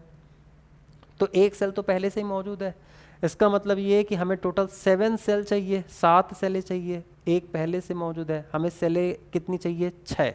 तो इसका मतलब है कितने न्यूक्लियस के अराउंड हमें सेल वॉल की सिंथेसिस करानी होगी, तो हमें सिर्फ 6 न्यूक्लियस के अराउंड सेल वॉल की सिंथेसिस करानी होगी, ठीक है। तो 6 के अराउंड सेलुलाइजेशन होगा, सेल वॉल की सिंथेसिस होगी, तब एक पहले से है और 6 में और हो जाएगा, तो 6 + 1 टोटल सेलें कितनी हो जाएंगी 7, और 3 बार अगर हम कैरियोकाइनेसिस कराते हैं तो 3 बार कैरियोकाइनेसिस करा देंगे तो 8 न्यूक्लिएटेड कंडीशन। अब अगर तुम और स्मार्ट बनकर सोचो तो फीमेल गैमेटोफाइट का जो 8 न्यूक्लिएटेड 7 सेल डायग्राम है उससे कनेक्ट कर सकते हो। तो देखो उसमें 7 सेल थी ना, और 7 सेल में क्या होगा, 7 सेल थी तो एक पहले से एक बड़ी वाली सेल थी, तो ये बड़ी वाली सेल हो गई, ठीक है। तो यही आगे चलकर फ्यूचर सेंट्रल सेल बन जाएगा, ठीक है। अब बाकी जो क्या कहते हैं 6 हैं वो कौन सी थी, तो आप ध्यान करो माइक्रोपाइलर रीजन में क्या थे, तो एक एग सेल था, 2 साइनाजिड थी, ठीक है। और क्या कहते हैं चैलजल रीजन में क्या था, 3 एंटीपोडल थे, तो 3 और 3 कितने हो गए 3 + 3 टोटल 6 हो गया, ठीक है। तो 6 वो हो गया और +1 एक बड़ी सी हो गई, तो ये 7 सेल हो गया, ठीक है। और न्यूक्लियस कितने थे 8, तो एग ऑपरेटस में, एग में और साइनर्जिड में एक एक न्यूक्लियस 3, एंटीपोडल में एक एक न्यूक्लियस 3, 3 और 3 कितने हो गए 6, 6 हो गया। और 2 न्यूक्लियस जो बन गए वो इस बड़ी वाले के हो जाएंगे, ठीक है। अभी तो हम आपको सिर्फ इमेजिन करा रहे थे, अगर आप नहीं प्रॉपर इमेजिन कर पा रहे हो तो ये देखो आपको बहुत आसानी से सब कुछ समझ में आ जाएगा, ठीक है। अब देखो क्या है, तो यहाँ पर 3 बार कैरियोकाइनेसिस होती है, 3 बार क्या होगी कैरियोकाइनेसिस, समझ गए ना 3 बार कैरियोकाइनेसिस क्यों है, ताकि 8 न्यूक्लिएटेड कंडीशन आ जाए, आ गई 8 न्यूक्लिएटेड कंडीशन। लेकिन यहाँ पर इंटरेस्टिंग बात ये है कि नेचर जानते हो क्या करता है, यहाँ पर पहले कैरियोकाइनेसिस तो कराता है लेकिन साइटोकाइनेसिस नहीं कराता है, ठीक है। जैसे अगर हम कहें कि यहाँ पर अगर हमें सेल डिवीज़न कराना है तो हम लोग ऐसा सोचते हैं ना कि अगर न्यूक्लियर डिवीज़न हो गया, कैरियोकाइनेसिस हो गई, तो फिर साइटोकाइनेसिस हो जानी चाहिए, एक सेल से 2 सेलें हो जानी चाहिए, फिर 2 से 4 सेलें हो जानी चाहिए, 4 से 8 सेलें हो जानी चाहिए। लेकिन देखो यहाँ पर ऐसा नहीं हो रहा है। यहाँ पर क्या हो रहा है कि एक सेल के अंदर 2 न्यूक्लियस आ गए, फिर एक सेल के अंदर 4 न्यूक्लियस आ गए, फिर एक ही सेल के अंदर 8 न्यूक्लियस आ गए। इसका मतलब 8 न्यूक्लियस बनने तक यहाँ पर एफएनडी हुई है। एफएनडी मतलब क्या होता है? Free nuclear division. और फ्री न्यूक्लियर डिवीजन का मतलब है सिर्फ न्यूक्लियर डिवीजन तो होगा लेकिन साइटोप्लाज्मिक डिवीजन नहीं होगा, मतलब साइटोकाइनेसिस नहीं होगी। तो सिर्फ क्या हो रही है? कैरियोकाइनेसिस। तो कैरियोकाइनेसिस कैरियोकाइनेसिस कैरियोकाइनेसिस। तो फ्री न्यूक्लियर डिवीजन का मतलब होता है ओनली कैरियोकाइनेसिस, ठीक है। तो नेचर पहले फ्री न्यूक्लियर डिवीजन कराता है। अब किसी के दिमाग में ऐसा हो रहा होगा कि क्यों यहाँ पर साइटोकाइनेसिस साथ नहीं होती है। तो ये बात अगर आपको याद है तो हमने टेट्राहेड्रल और आइसोबायलेटरल के डेवलपमेंट में भी आपसे कर रखा था। दरअसल नेचर को ये पता है, नेचर मतलब प्रकृति है ना, नेचर मतलब गॉड। नेचर को, ऊपर वाले को ये बात पता है कि जब हमें 8 न्यूक्लियस बनाने ही है, 8 न्यूक्लिएटेड कंडीशन बनानी है, तो क्यों ना हम पहले 8 न्यूक्लियस बना लें और उसके बाद फाइनली एक साथ साइटोकाइनेसिस करा लें। बार बार क्या कहते हैं?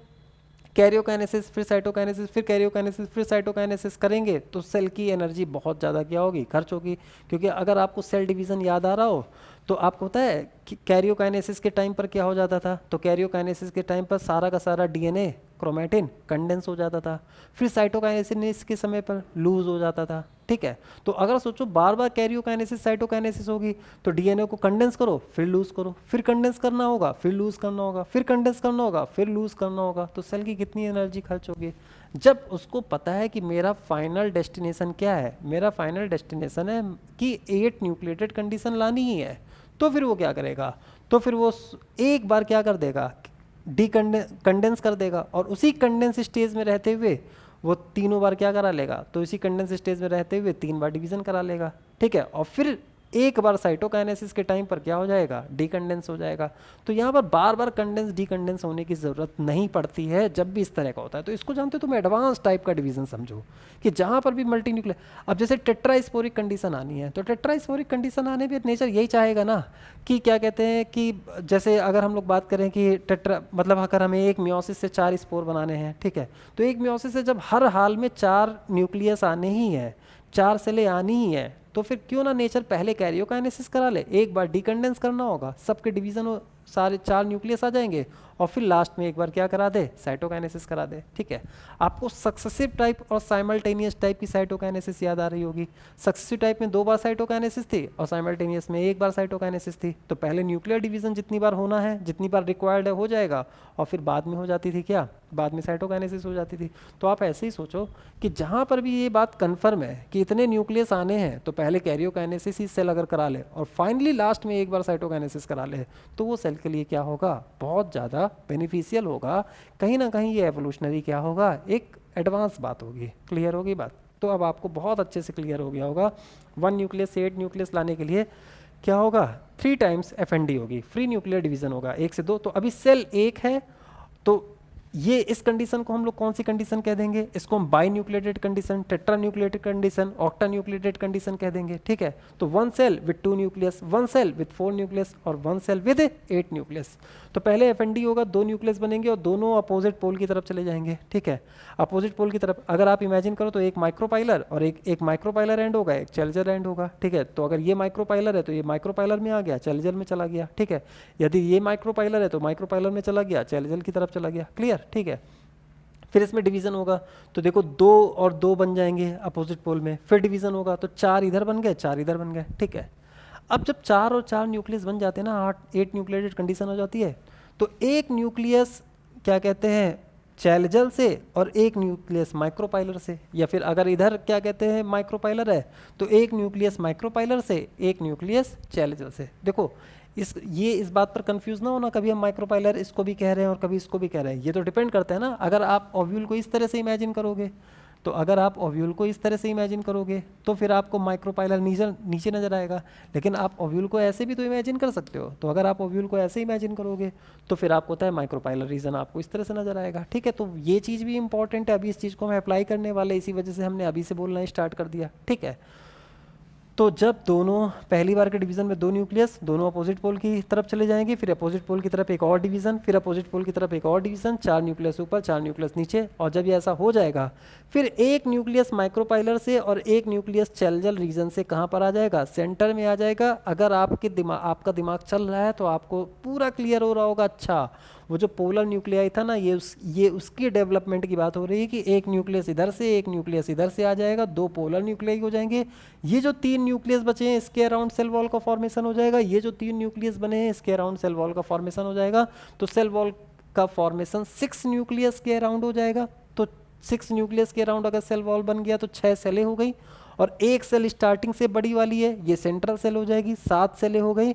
और वो जो बड़ी वाली सेल है उसके ये जो दो हैं, ये जो 2 न्यूक्लियस हो जाएंगे, और बाकी ये एग ऑपरेटर्स बना देगा। और ये क्या बना देगा, एंटीपोडल, अगर इधर माइक्रोपाइलर है इधर चैलेंजर है।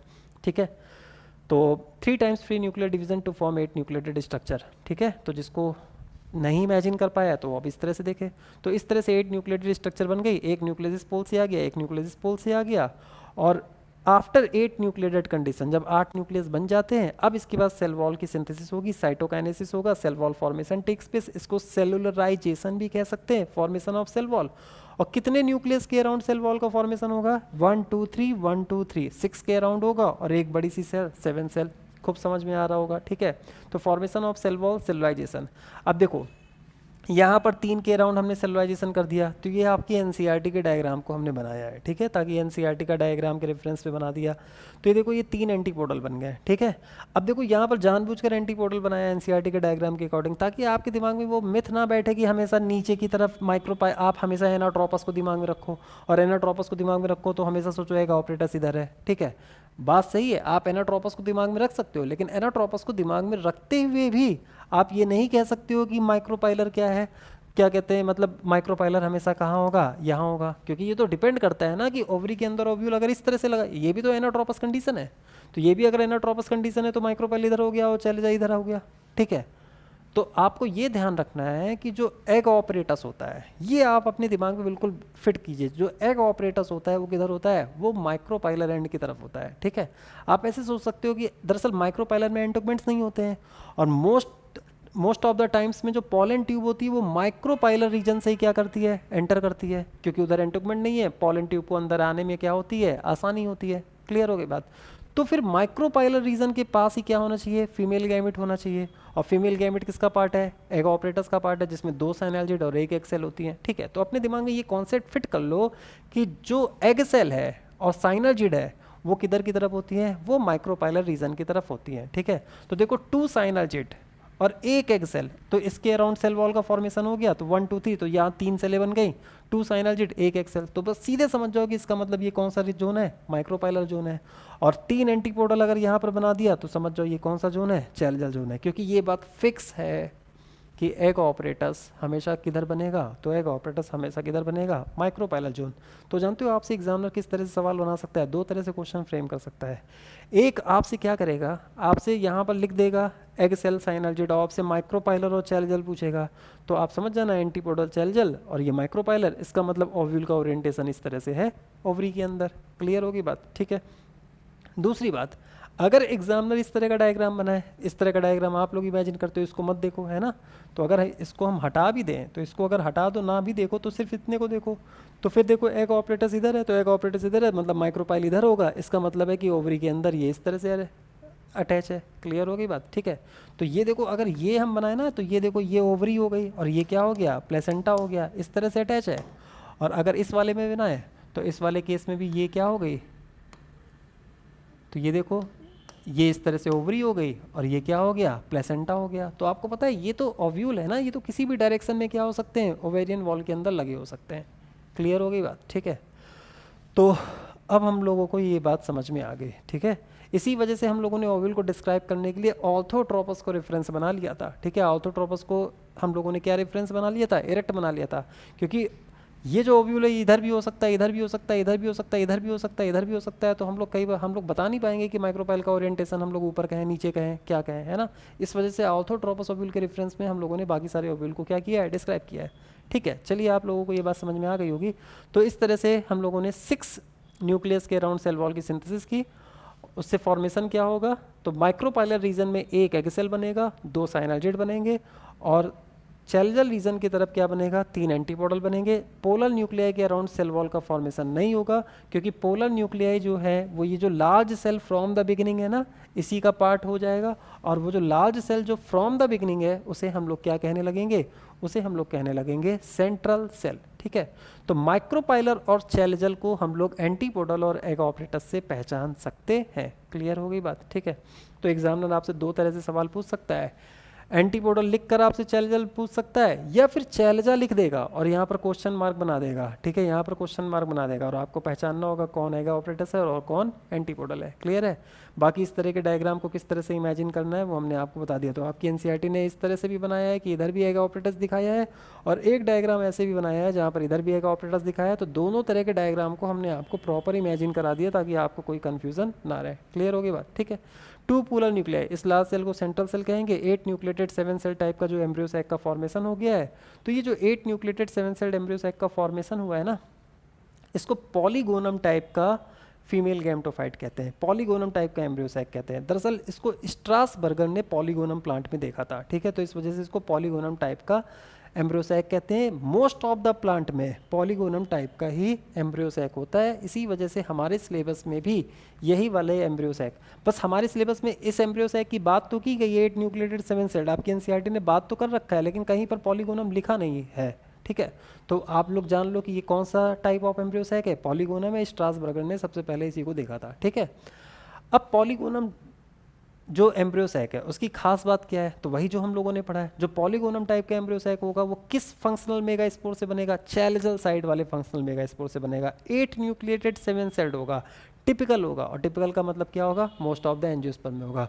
मोनोस्पोरिक होगा। अच्छा बताओ, ये जो पूरा फीमेल गैमेटोफाइट है कितने मेगा स्पोर से बना है, एक ही मेगा स्पोर से बने, 4 बने थे, 4 में 3 क्या हो गए थे, तो याद करो, आप ध्यान कीजिए, 4 बने थे और 4 में 3 जो थे वो क्या हो चुके थे, तो 4 बने थे, 4 में 3 डिजनरेट हो गए थे, है ना, 4 बने थे, 4 में 3 डिजनरेट हो गए थे। एक फंक्शनल मेगा स्पोर से ही एम्ब्रियो सैक का डेवलपमेंट हुआ है। जब एक फंक्शनल मेगा स्पोर से एम्ब्रियो सैक का डेवलपमेंट होता है तो इस तरह के एम्ब्रियो सैक के डेवलपमेंट को बोलते हैं मोनोस्पोरिक टाइप का डेवलपमेंट। तो देखो लिखा है मोनोस्पोरिक, तो मोनोस्पोरिक अभी हमने आगे इस बात को बहुत अच्छे से और लिख दिया है। तो मोनोस्पोरिक का मतलब है कि जब एम्ब्रियो सैक का डेवलपमेंट एक मेगा स्पोर से हो। ठीक है, अब दरअसल आपकी एनसीईआरटी में आपके सिलेबस में बस इतना ही है, ठीक है, कि embryo sac develops from 1 spore, तो मोनोस्पोरिक कंडीशन। लेकिन यहाँ पर हम इस वजह से आपको पढ़ा रहे हैं, अभी हम मोनोस्पोरिक के बाद बाइस्पोरिक टेट्रास्पोरिक भी आपको बताएंगे, तो वो इस वजह से आपको बता रहे हैं ना, ताकि आपके दिमाग में सिर्फ ये, आपके दिमाग में ये इस टाइप का डेवलपमेंट तो क्लियर है, आपके दिमाग में इस तरह का मिथ ना बैठ जाए कि जो एम्ब्रियो सैक फीमेल गैमेटोफाइट है वो सिर्फ एक मेगा स्पोर से ही बनेगा, ऐसा मिथ आपके दिमाग में नहीं बैठना चाहिए। बहुत सारे अभी और भी फीमेल गैमेटोफाइट होते हैं। ठीक है, तो बहुत सारे, अभी हम आपको बाइस्पोरिक फीमेल गैमेटोफाइट भी बताएंगे, टेट्रास्पोरिक फीमेल गैमेटोफाइट भी बताएंगे।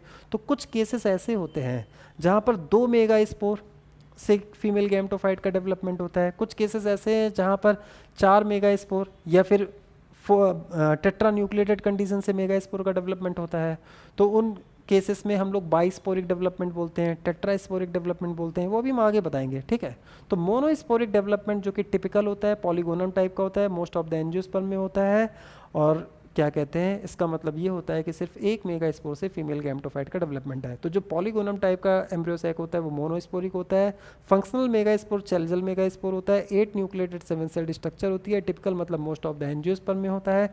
माइक्रोपाइलर रीजन में फिट है कि एग ऑपरेटस होगा जिसमें 2 साइनर्जिड और 1 एक्सेल होती है। साइनर्जिड में अगर हम लोग देखेंगे तो ये देखो कुछ सेलुलर थिकनिंग है, और इस सेलुलर थिकनिंग को हम लोग फिलीफॉर्म ऑपरेटस बोलते हैं। ये पेक्टिन और सेलुलोज की बनी होती है। पोलन ट्यूब जब एंटर करेगा ना तो यही फिलीफॉर्म ऑपरेटस जो होता है वो कुछ केमिकल्स को रिलीज करेगा, और जिसकी वजह से पोलन ट्यूब को रास्ता मिल जाता है कि हमें एग ऑपरेटस कहाँ है या किस साइड से क्या करना है, एंट्री करना है। ये सारी बातें हमने आगे लिख रखी हैं। ठीक है, ये जो बड़ी सी सेल है उसको हम लोग सेंट्रल सेल कहेंगे। इसका मतलब है कि जो मेगा स्पोर वाली सेल है वही अब सेंट्रल सेल हो गई है, और 2 न्यूक्लियस जिसके अराउंड सेलुलाइजेशन नहीं हुआ है उसको हम लोग पोलर न्यूक्लियाई कहते हैं। यही पोलर न्यूक्लियाई आगे चलकर फ्यूज हो जाते हैं, उसको आपने 11th में पढ़ा होगा, उसको हम लोग डिप्लॉयड न्यूक्लियस कहते हैं। ठीक है, और डिप्लॉयड न्यूक्लियस में जब मेल गैमेट फ्यूज होता है तो प्राइमरी एंडोस्पर्म सेल का फॉर्मेशन होता है। ये सारी बातें हम आपको डबल फर्टिलाइजेशन में पढ़ाएंगे, अभी बस हम आपको थोड़ा सा आइडिया दे रहे हैं। ठीक है, एग सेल मेल गैमेट से फ्यूज हो जाएगा, जाइगोट का फॉर्मेशन करेगा, और साइनर्जिड के अंदर जो फिलीफॉर्म ऑपरेटस है वही पॉलन ट्यूब को क्या करेगा, गाइड करेगा। ठीक है, तो इस तरह से 8 न्यूक्लिएटेड 7 सेल्ड स्ट्रक्चर और उसका लेबल, उसकी लेबलिंग आप समझ गए, पॉलीगोनम का मतलब आप लोग समझ गए। ठीक है, अब हम लोग साइनर्जिड, अब हम आपको बारे में मतलब जो इंपॉर्टेंट जो एम्ब्रियो सैक के बारे में जो कुछ बातें अभी पढ़ने लायक है वो हम आपको अभी से बता देते हैं। साइनर्जिड को हम लोग एसेसरी सेल्स बोलते हैं। ठीक है, तो साइनर्जिड को एसेसरी सेल्स भी बोलते हैं और हेल्प सेल भी बोलते हैं, इसको हम लोग हेल्प सेल्स भी बोलते हैं। अब सबसे पहली बात, अच्छा यहाँ पर एक इंपॉर्टेंट बात ये है, आपसे प्लॉइडी पूछेगा एग्जामिनर। ठीक है, तो आपको पता है, अब देखो ये जो फ्यूनिकल है तो फ्यूनिकल की प्लॉइडी क्या होगी, 2n होगी। ये जो एंटुगमेंट है उसकी प्लॉइडी क्या होगी, 2n है। लेकिन ये जो बना है ना एम्ब्रियो सैक, ये बना है मेगा स्पोर से। मेगा स्पोर हैप्लॉइड था और हमने कहा था हैप्लॉइड स्ट्रक्चर से जो बनेगा वो भी हैप्लॉइड होगा। तो ये पूरा का पूरा स्ट्रक्चर जो एम्ब्रियो सैक है वो क्या है, वो हैप्लॉइड है। तभी तो बोलते हैं फीमेल गैमेटोफाइट, और हमने आपको कॉन्सेप्ट में ही पढ़ाया था कि गैमेटोफाइट का मतलब ही होता है हैप्लॉइड मल्टीसेलुलर स्ट्रक्चर। तो उसका जो एंटीपोडल का हर न्यूक्लियस है वो भी हैप्लॉइड है। ये पोलर न्यूक्लियस, ये पोलर न्यूक्लियस, ये भी हैप्लॉइड है। तो ये n+n कंडीशन है। हाँ, जब ये आगे चलकर फ्यूज़ होगा, ठीक है, तो पोलर न्यूक्लियस जब आगे चलकर फ्यूज़ हो जाएंगे, ठीक है, तब जाकर क्या बनेगा, तब जाकर डिप्लॉयड न्यूक्लियस बनेगा। उसको सेकेंडरी न्यूक्लियस कहते हैं। ठीक है, उसको डेफिनेटिव न्यूक्लियस कहते हैं, वो बाद में बताएंगे। ठीक है, लेकिन अभी जब दो पोलर न्यूक्लियाई होगा, जब पोलर न्यूक्लियाई एग्जामिनर नाम लिखेगा तो पोलर न्यूक्लियाई का मतलब ये भी हैप्लॉइड, ये भी हैप्लॉइड, n+n कंडीशन। इसका मतलब सेंट्रल सेल में कैसी कंडीशन होती है, n+n, दो हैप्लॉइड न्यूक्लियस। ठीक है, एग सेल हैप्लॉइड, साइनर्जिड की सेल कैसी होगी, हैप्लॉइड होगी। ठीक है, तो देखो साइनर्जिड की सेल, अब साइनर्जिड की सेल का काम क्या है, तो साइनर्जिड सेल को हम लोग हेल्प सेल कहते हैं। साइनर्जिड में फिलीफॉर्म ऑपरेटस होता है। फिलीफॉर्म ऑपरेटस जो होता है वो एक्चुअल में पेक्टोसेल्यूलोज की थिकनिंग होती है। ठीक है, वो क्या करेगा कुछ केमिकल्स को रिलीज करेगा। ठीक है, हाँ, वो केमिकल्स होते हैं वो पॉलन ट्यूब को क्या करेंगे, अट्रैक्ट करेंगे। ठीक है, तो पॉलन ट्यूब जो होगा वो माइक्रोपाइलर रीजन से साइनर्जिड के अंदर क्या कर जाता है, एंटर कर जाता है। और आपको पता है पॉलन ट्यूब कहाँ फटता है, पॉलन ट्यूब फीमेल गैमेट पर पहुंच के नहीं फटेगा। जब पॉलन ट्यूब इसके अंदर आ जाएगा ना, तो सोचो अगर पॉलन ट्यूब आ रहा है, तो पॉलन ट्यूब आ रहा है ये सब हम आपको फर्टिलाइजेशन में पढ़ाएंगे। तो पॉलन ट्यूब आएगा और किसी एक साइनर्जिड, वो साइनर्जिड जो डिजनरेट हो रहा होगा, तो किसी एक डिजनरेटिंग साइनर्जिड के अंदर ही पॉलन ट्यूब अपने दोनों मेल गैमेट को रिलीज कर देगा। ठीक है, फिर मेल गैमेट मूव करते हुए एक्सेल के पास जाएगा और यहाँ पर जाएगा पोलर न्यूक्लियाई के पास जाएगा ये बात क्लियर हुई। ठीक है, तो अभी तक हम लोग थोड़ा सा इस तरह से सोचेंगे। तो ये जो साइनर्जिड होता है ना, इस तरह से ये पॉलन ट्यूब को क्या कर रहा है, गाइड कर रहा है। ठीक है, तो इस तरह से ये इंपॉर्टेंट होता है। तो साइनर्जिड को हम लोग एसेसरी सेल्स बोलते हैं, हेल्प सेल बोलते हैं। साइनर्जिड में जो फिलीफॉर्म ऑपरेटस है, जो पेक्टोसेल्यूलोज की थिकनिंग है, फिंगर लाइक प्रोजेक्शन होते हैं, वो आउटर वॉल में मौजूद होते हैं। हमने आपको आउटर रेडियल इनर वॉल खूब बताई है। ठीक है, अब आप देखो, अब अगर हम इस वॉल को क्या कहेंगे, आउटर वॉल कहेंगे, साइड वाली वॉल को क्या कहेंगे, रेडियल वॉल कह देंगे, इस वाली वॉल को क्या कह देंगे, इनर वॉल कह देंगे। तो ये जो फिलीफॉर्म ऑपरेटस में जो सेलुलर थिकनिंग है, फिंगर लाइक प्रोजेक्शंस है, ये सब क्या कहते हैं, कहाँ पर मौजूद होते हैं, ये आउटर वॉल में मौजूद होते हैं। तो यहाँ पर वो वाला पॉइंट लिखा होगा। ये जो फिलीफॉर्म होता है ना, ये क्या करता है, ये भी न्यूक्लियस से फूड को एब्जॉर्ब करके डेवलपिंग एम्ब्रियो सैक को क्या कर सकता है, ट्रांसफ़र कर सकता है। इसका एक एडिशनल फंक्शन ये भी हो सकता है। मेन फंक्शन जो साइनर्जिड का होता है, फिलीफॉर्म ऑपरेटस का होता है, वो क्या होता है, पॉलन ट्यूब को गाइड करने का। क्लियर होगी बात। ठीक है, तो साइनर्जिड को हम लोग एसेसरी सेल्स भी बोलते हैं, हेल्प सेल्स भी बोलते हैं। प्लॉइडी हैप्लॉइड होगी। Thickening of pectocellulose occur on the outer cell wall, outer cell wall में हमने लिखा ना, उसको हम लोग फिलीफॉर्म ऑपरेटस कहेंगे। फिंगर लाइक प्रोजेक्शन होते हैं। फिलीफॉर्म जो होता है वो स्पेशल केमिकल्स को रिलीज करेगा जो कि पॉलन ट्यूब को गाइड करेगा टुवर्ड द साइनर्जिड। ठीक है, और पॉलन ट्यूब कहाँ एंटर करेगा, सीधे फीमेल गैमेट में एंटर ना करके पॉलन ट्यूब साइनर्जिड के अंदर ही एंटर करता है। किस साइनर्जिड में एंटर करेगा, किसी एक साइनर्जिड में एंटर करेगा, और वो भी उस साइनर्जिड में जो क्या होगा, डीजनरेटिंग होगा। ये बात बहुत इंपॉर्टेंट है, बहुत बार क्या कहते हैं AIPMT के एग्जाम में प्रीवियस ईयर में पूछा गया था। ठीक है, ये हम आगे भी बात करेंगे। Helps in rupturing of pollen tube, और पॉलन ट्यूब की रप्चरिंग में क्या करेगा, मदद करेगा। हमने ब्रैकेट में लिख दिया इनटू इटसेल्फ, अपने ही अंदर रप्चरिंग में वो क्या करेगा, मदद करेगा।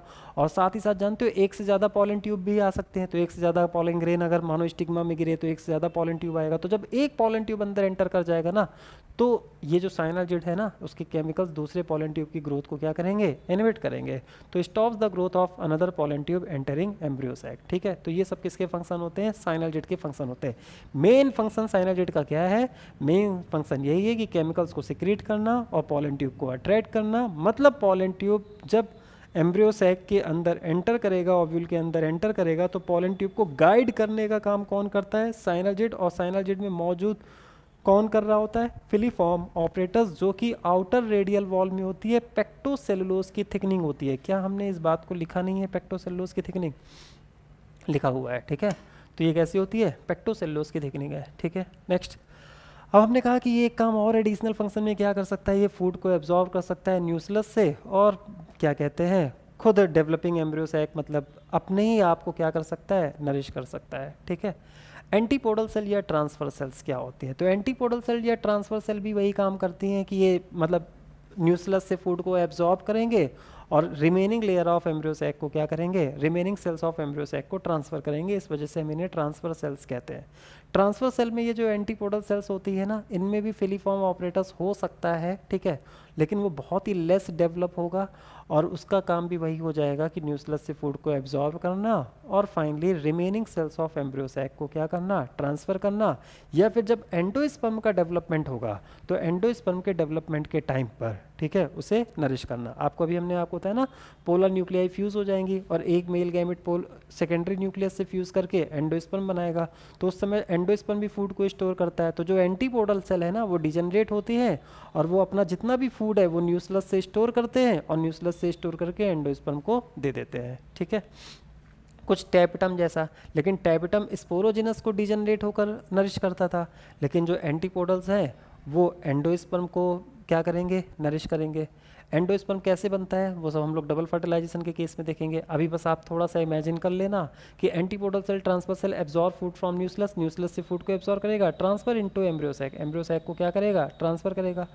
फिलीफॉर्म यहाँ पर क्या होता है? लेस डेवलप होता है। ऑल्सो सिक्रेट स्पेसिफिक केमिकल्स, ये कुछ स्पेसिफिक केमिकल्स को भी सिक्रेट करेगा which help in the development of endosperm.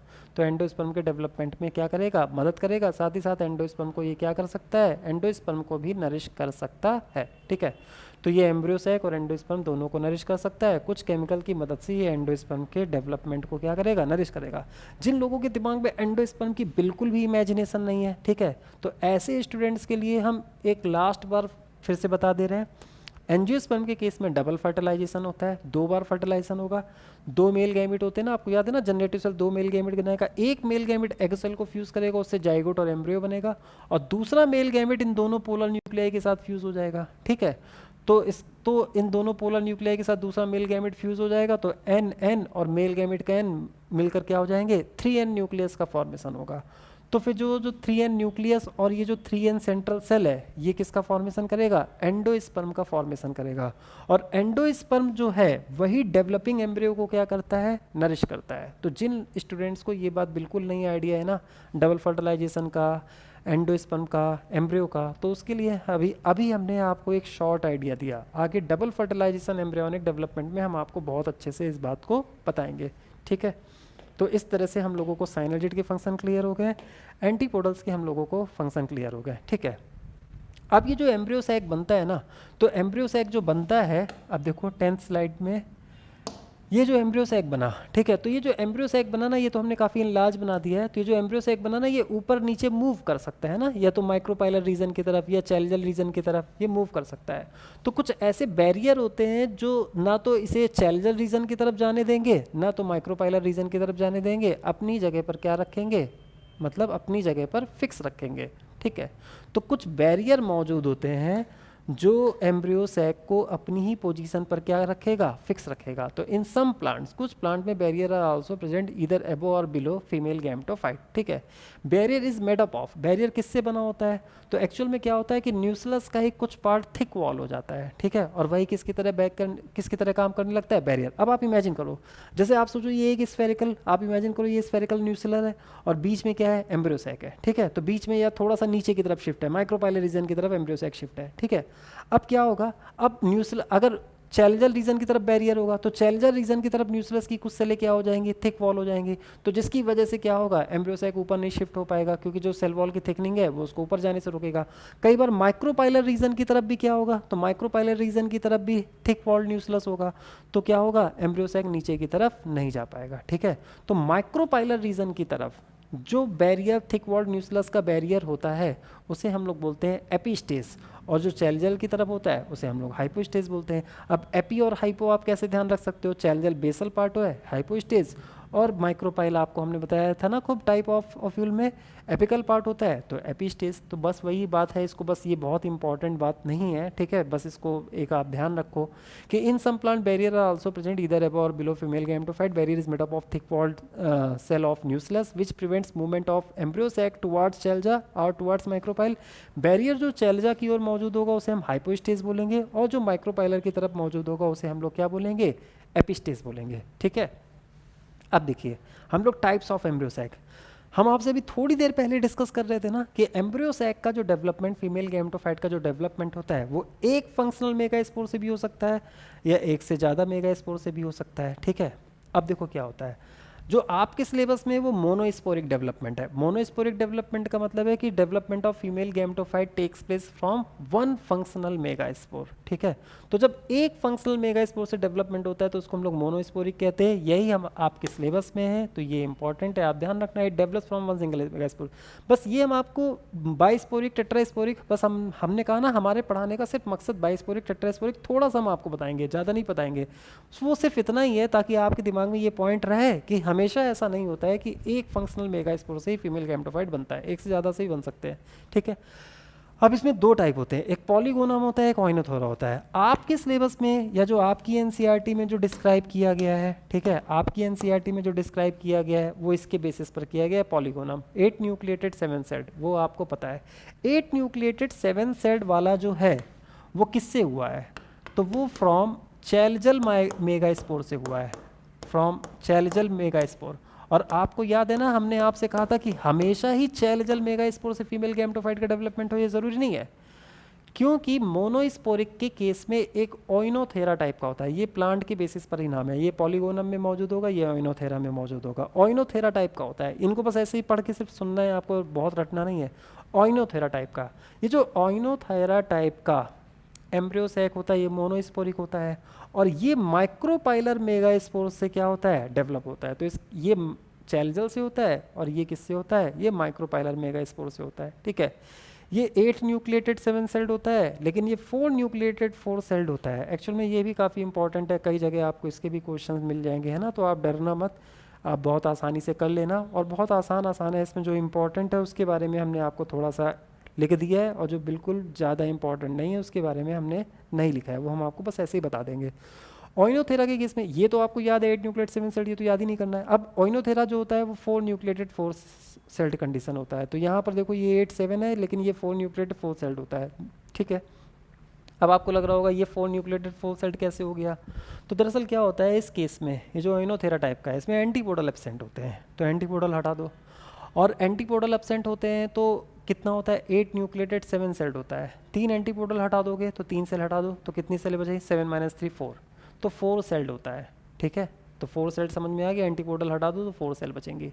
अब उसके बाद हमने कहा 4 न्यूक्लिएटेड भी होता है, तो 8 से 4 कैसे हो गया, तो देखो 3 एंटीपोडल गए तो 3 न्यूक्लियस चले गए, और जो पोलर न्यूक्लियाई होते थे ना यहाँ पर 2 होते थे नॉर्मली, लेकिन इसके पास जो पोलर न्यूक्लियाई कितने होते हैं, तो एक ही होता है, तो हम सिर्फ 1 पोलर न्यूक्लियस होता है। ठीक है, तो इस तरह से इसके पास एक पोलर न्यूक्लियस नहीं होता है और 3 एंटीपोडल नहीं होते हैं, तो इस तरह से टोटल 4 न्यूक्लियस कम हो जाएंगे और सेल कितने कम हो जाएंगे, सेल 4 कम हो जाएंगे, तो फाइनली बचेगा का 4 न्यूक्लिएटेड 4 सेल कंडीशन। 1 न्यूक्लियस होगा सेंट्रल सेल में, एंटीपोडल एब्सेंट होंगे, माइक्रोपाइलर मेगा स्पोर से डेवलप होगा। ठीक है, तो 2 तरह के एम्ब्रियो सैक, कभी मानो एग्जामिनर ने थोड़ा सा भी हट कर क्वेश्चन बनाना चाहा ना एम्ब्रियो सैक में, तो इसको बनाना पसंद करेगा, क्योंकि ये जितने भी हायर एग्जाम होते हैं ना उनके लिए तो ये बहुत ही क्या होता है, इंपॉर्टेंट होता है। इवन आपके भी एग्जाम में पहले बहुत पूछा गया है। ठीक है, अब आपके सिलेबस में नहीं है तो कम पूछा जाएगा, लेकिन आपको प्रीवियस ईयर के क्वेश्चन में मिल सकता है, तो आप डरना मत। ठीक है, तो 2 मोनोस्पोरिक समझ गए, मोनोस्पोरिक एम्ब्रियो सैक का क्या मतलब होता है कि when female gametophyte develops from 1 megaspore. ठीक है, नेक्स्ट, अब इसमें 2 टाइप के होते हैं, पॉलीगोनम और ओइनोथेरा। जो पॉलीगोनम टाइप का होता है वो 8 न्यूक्लिएटेड 7 सेल्ड है, वो चैलिजल मेगास्पोर से बनता है। जो ओइनोथेरा टाइप का होता है वो 4 न्यूक्लिएटेड 4 सेल्ड कंडीशन होता है, और वो किस मेगास्पोर से डेवलप होता है, वो माइक्रोपाइलर मेगास्पोर से डेवलप होता है, ठीक है। लेकिन मोनोस्पोरिक के बाद एक कंडीशन बाइस्पोरिक भी होती है। तो बाइस्पोरिक का मतलब ये होता है कि जब 2 मेगास्पोर फंक्शनल हो, ठीक है, तो 2 फंक्शनल मेगास्पोर से जब फीमेल गैमेटोफाइट का डेवलपमेंट होता है तो उस कंडीशन को हम लोग क्या कहते हैं, बाइस्पोरिक। तो बस ये बाइस्पोरिक और टेट्रास्पोरिक बताने का मतलब है कि उस स्टेटमेंट को फॉल्स करना। जैसे एक स्टेटमेंट अगर एग्जामिनर ये बनाता है कि फीमेल गैमेटोफाइट ऑलवेज, ठीक है, या only develops from 1 megaspore in all angiosperm, तो ये स्टेटमेंट क्या हो जाएगा, फॉल्स हो जाएगा। सारे एंजियोस्पर्मिक प्लांट में या हर केस में केवल 1 मेगास्पोर से फीमेल गैमेटोफाइट का डेवलपमेंट नहीं होता है, मतलब सिर्फ मोनोस्पोरिक टाइप का फीमेल गैमेटोफाइट डेवलपमेंट नहीं होता है, बाइस्पोरिक टेट्रास्पोरिक भी होता है, ठीक है। अब बाइस्पोरिक में समझ गए डेवलप्स फ्रॉम 2 मेगास्पोर। एक बात और है, ठीक है, अब इस पर बहुत परेशान मत होना। दरअसल क्या होता है, देखो क्या होता है कि जैसे जब मेगा स्पोरोजेनेसिस हो रही थी, तो मेगा स्पोरोजेनेसिस के केस में भी ऐसा होता है कि कई बार साइटोकाइनेसिस तुरंत नहीं होती है। जैसे आपको पता है ना, साइटोकाइनेसिस तुरंत ना होना ये अपने आप में एडवांस फीचर है। जैसे मेगा स्पोरोजेनेसिस हो रही, तो मेगा स्पोरोजेनेसिस में 4 मेगा स्पोर बनने, मतलब 4 न्यूक्लियस आने हैं। तो जानते हो नेचर क्या करता है, नेचर क्या करता है, कई सारे प्लांट में पहले 4 न्यूक्लियस वाली कंडीशन लेकर आएगा और बाद में साइटोकाइनेसिस कराता है, ठीक है। तो क्या होता है कि प्लांट के केस में ये पॉसिबल हो सकता है कि जैसे ही मेगा स्पोरोजेनेसिस हो रही है तो मियोसिस फर्स्ट के बाद 1 सेल विथ 2 न्यूक्लिएटेड कंडीशन आ जाएगी, और उसी 1 सेल 2 न्यूक्लिएटेड कंडीशन से भी सीधे कौन डेवलप हो सकता है, फीमेल गैमेटोफाइट डेवलप हो सकता है, ठीक है। तो सीधे फीमेल गैमेटोफाइट डेवलप हो सकता है। 8 न्यूक्लिएटेड 7 सेल कंडीशन आनी है तो सीधे वहीं से डेवलप हो सकता है। तो कई बार ऐसा भी होता है कि बाई न्यूक्लिएटेड मेगा स्पोर से, बाई न्यूक्लिएटेड मेगा स्पोर से भी फीमेल गैमेटोफाइट डेवलप होता है। और जब वो बाई न्यूक्लिएटेड मेगा स्पोर से डेवलप होता है तो उसे हम लोग क्या कहते हैं, तो उसे भी हम लोग बाइस्पोरिक ही समझते हैं, ठीक है। देखो हम आपसे फिर से कह रहे हैं, जिसके दिमाग में जो बात हमने समझाई अगर उसकी इमेजिनेशन नहीं जा रही है बाइस्पोरिक को लेकर, तो ले भी मत जाना, क्योंकि अगर हमने बाइस्पोरिक टेट्रास्पोरिक आपको ज़्यादा अच्छे समझाना स्टार्ट किया बिल्कुल डायग्राम वगैरह के साथ, तो वो काफ़ी टाइम को कंज्यूम करेगा और ये बहुत सिलेबस के अंदर कंसिडर नहीं किया जाएगा, ठीक है, बियॉन्ड सिलेबस हो जाएगा, ठीक है, अननेसेसरी आपका टाइम वेस्ट होगा। लेकिन हाँ, यहाँ पर जो मेन पॉइंट है ना, जो सबसे मेन पॉइंट है वो हमने लिख दिए हैं, वो बस आप जानो, वो तो आपको ध्यान रखना है। आप इतना अपने दिमाग में बैठा लो कि बाइस्पोरिक टाइप का भी फीमेल गैमेटोफाइट डेवलपमेंट होता है, ठीक है। और जो बाइस्पोरिक होता है उसमें 2 मेगा स्पोर से फीमेल गैमेटोफाइट बनेगा, या फिर कई बार ऐसा होता है कि 1 मेगा स्पोर होता है और वो बाई न्यूक्लिएटेड कंडीशन होती है, ठीक है। तो बाई न्यूक्लिएटेड मेगा स्पोर से भी फीमेल गैमेटोफाइट का डेवलपमेंट होता है, तो उसको भी हम लोग बाइस्पोरिक कहते हैं। और इनके नाम से बस अवेयर हो जाओ, एलियम एंड एंडीमियन। तो कभी भी एलियम एंडीमियन लिखा हो तो एलियम एंडीमियन लिखा होगा, तो एलियम एंड एंडीमियन में क्या होता है, बाइस्पोरिक एम्ब्रियो सैक होता है, ठीक है। 8 न्यूक्लिएटेड 7 सेल कंडीशन होती है, ये चैलजल वाले से बनता है, और ये किससे बनता है, ये चैलजल वाले से। अब अगर हम इस वाली कंडीशन को हटा दें 2 न्यूक्लिएटेड, तो आपको पता है 2 मेगा स्पोर बनेंगे, एक चैलजल में एक माइक्रोपाइलर में। तो एलियम चैलजल मेगा स्पोर से और एंडीमियन माइक्रोपाइलर मेगा स्पोर से, यहाँ पर 8 न्यूक्लिएटेड 7 सेल कंडीशन ही बनती है, ठीक है। तो बाइस्पोरिक में 2 मेगा स्पोर से डेवलप होगा, जो चैलजल मेगा स्पोर है, ठीक है, उससे एलियम, और जो माइक्रोपाइलर है उससे एंडीमियन। और यहाँ पर दोनों ही केसेस में 8 न्यूक्लिएटेड 7 सेल्ड कंडीशन रहती है, ठीक है। Next and last, tetrasporic embryo sac. तो टेट्रास्पोरिक एम्ब्रियो सैक में भी वही 2 केस, पहले तो आप कह दो 4 मेगा स्पोर से एम्ब्रियो सैक का डेवलपमेंट होगा, तो आप सीधे बोलो कि 4 मेगा स्पोर में एक भी डिजनरेट नहीं होंगे और चारों के चारों मेगा स्पोर से फीमेल गैमेटोफाइट का डेवलपमेंट होगा, ठीक है। या फिर हमने आपसे कहा है कि जहाँ पर भी बाइस्पोरिक टेट्रास्पोरिक कंडीशन आएगी तो वहाँ पर आप ऐसा भी कर सकते हो, सेल एक ही रखो, उसके अंदर न्यूक्लियस 4 कर दो, ठीक है। तो जैसे टेट्रास्पोरिक डेवलपमेंट, तो टेट्रास्पोरिक डेवलपमेंट में क्या, इसमें क्या होगा कि जब मेगा स्पोरोजेनेसिस होगी तो साइटोकाइनेसिस होती ही नहीं है, साइटोकाइनेसिस नहीं होगी और सीधे क्या होगा, तो साइटोकाइन, क्योंकि वहाँ किसी को डिजनरेट ही नहीं होना है, तो नेचर और भी ज़्यादा स्मार्ट हो गया, बहुत ही स्मार्ट डेवलपमेंट है ना। तो बहुत ज़्यादा स्मार्ट डेवलपमेंट है, तो क्या होगा कि जैसे मेगा स्पोरोजेनेसिस होगी तो उस समय कैरियोकाइनेसिस हो जाएगी, साइटोकाइनेसिस नहीं हो जाएगी। एक सेल रहेगा, उसके अंदर 4 न्यूक्लियस रहेगा, वो दिमाग लगाता है कि जब हमें 8 न्यूक्लियस बनाना ही है, किसी को डिजनरेट करना ही नहीं है, तो हम क्यों साइटोकाइनेसिस करें, ठीक है। तो इस तरह से 1 सेल विथ 4 न्यूक्लिएटेड कंडीशन से सीधे फीमेल गैमेटोफाइट का डेवलपमेंट हो जाता है, ठीक है। बहुत सारे स्टूडेंट को ये बात कठिन लग रही होगी ना, तो बिल्कुल तुम परेशान मत हो, इसको एज इट इज़ बस ध्यान रख लो। टेट्रास्पोरिक के केस में क्या होगा 4, ठीक है। लेकिन बहुत सारे स्टूडेंट को, ये हम आपसे स्टेटमेंट गलत बोल रहे हैं कि बहुत सारे स्टूडेंट को कॉम्प्लिकेटेड सन लग रहा होगा क्योंकि इमेजिनेशन नहीं बन पा रही होगी, ठीक है। लेकिन हमें ऐसा लगता है कि बहुत कम स्टूडेंट के साथ ऐसा हो रहा होगा, क्योंकि अगर आप पहली क्लास से लेकर अभी तक की क्लास प्रॉपर पढ़ रहे हो कंप्लीट डेडिकेशन के साथ, तो बहुत अच्छे से आप चीज़ों को इमेजिन कर पा रहे होगे। टेट्रास्पोरिक में 2 कंडीशन है, या तो 4 स्पोर बन जाएंगे, उससे फीमेल गैमेटोफाइट डेवलप होगा, या फिर एक ही सेल के अंदर 4 न्यूक्लियस कंडीशन होगी, 1 मेगा स्पोर 4 न्यूक्लिएटेड कंडीशन से सीधे फीमेल गैमेटोफाइट का डेवलपमेंट होगा, ठीक है। तो टेट्रा न्यूक्लिएटेड कंडीशन से फीमेल गैमेटोफाइट का डेवलपमेंट हो, या टेट्रा स्पोर 4 स्पोर से फीमेल गैमेटोफाइट का डेवलपमेंट हो, तो उसको हम टेट्रा स्पोरिक कहते हैं। अच्छा यहाँ सोचो, वो जो सेकेंड वाली कंडीशन है, सेकेंड वाली कंडीशन में एक सेल 4 न्यूक्लियस है ना, टेट्रा न्यूक्लिएटेड कंडीशन से सीधे फीमेल गैमेटोफाइट का डेवलपमेंट होगा। तो ऐसा लग रहा है ना कि जो टेट्रा न्यूक्लिएटेड वाला मेगा स्पोर है ये तो मल्टी न्यूक्लिएटेड कंडीशन है। मल्टी न्यूक्लिएटेड के लिए हम लोग सिंसीसियम, सीनोसिटिक ऐसे वर्ड्स का हम लोग इस्तेमाल करते हैं। तो आपको पता है ऐसे मेगा स्पोर को जो एक मेगा स्पोर माना जाएगा उसके अंदर 4 न्यूक्लियस माने जाएंगे, जो एक तरह से इक्विवेलेंट टू 4 मेगा स्पोर ही होगा, ठीक है। उसे हम लोग कहते हैं सीनोमेगा स्पोर। तो सीनोमेगा स्पोर से जब एम्ब्रियो सैक का डेवलपमेंट होगा तो उसको हम लोग क्या कहेंगे, टेट्रास्पोर। तो found by all 4 megaspore nuclei, चारों मेगा स्पोर न्यूक्लियाई से, because meiosis is not accompanied by cytokinesis. तो हमने कहा यहाँ पर मियोसिस के बाद साइटोकाइनेसिस नहीं होगा, ठीक है। क्यों साइटोकाइनेसिस नहीं होगा? क्योंकि अगर दिमाग लगाओ, क्योंकि यहाँ पर चारों की चारों को फंक्शनल होना है, किसी को डीजनरेट नहीं होना है। तो नेचर चाहता है हम क्यों साइटोकाइनेसिस कराएं, क्योंकि हम अगर साइटोकाइनेसिस मान लो करा भी देते हैं तो फिर से हमें फीमेल गैमेटोफाइट के डेवलपमेंट में multi nucleated condition, 8 nucleated condition चाहिए, फिर हमें कैरियोकाइनेसिस कराना पड़ेगा, ठीक है। तो नेचर क्या करता है कि जब किसी को डिजनरेट ही नहीं करना है तो वो क्या करता है, वो सिर्फ क्या कराएगा, सिर्फ मियोसिस कराएगा, एम फेज चलाएगा, साइटोकाइनेसिस नहीं चलाएगा। एक सेल के अंदर 4 न्यूक्लिएटेड कंडीशन आ जाएगी और उसी 4 न्यूक्लिएटेड कंडीशन से सीधे 8 न्यूक्लिएटेड कंडीशन आ जाएगी, और जब 8 न्यूक्लिएटेड कंडीशन आ जाएगी तो उसके बाद सेल वॉल का फॉर्मेशन हो जाएगा, सेलुलाइजेशन हो जाएगा अराउंड 6 न्यूक्लियाई। अब शायद आपके दिमाग में कुछ क्लिक किया होगा, ठीक है। तो इस तरह के मेगा स्पोर को हम लोग सीनोमेगा स्पोर कहते हैं, 4 न्यूक्लिएटेड मेगा स्पोर को। ये बहुत सारे टाइप के होते हैं, जैसे अभी आपने देखा मोनोस्पोरिक 2 टाइप का था, पॉलीगोनम था, ठीक है, ओइनोथेरा था। बाइस्पोरिक 2 टाइप का था, एलियम था, एंडीमियन था, ठीक है। लेकिन जो टेट्रास्पोरिक होते हैं कई सारे होते हैं, तो कई बार आपको एग्जाम में या प्रीवियस ईयर के क्वेश्चंस में ऐसे नाम मिल सकते हैं, तो तुम समझ जाना कि हाँ ये टेट्रास्पोरिक है, ठीक है।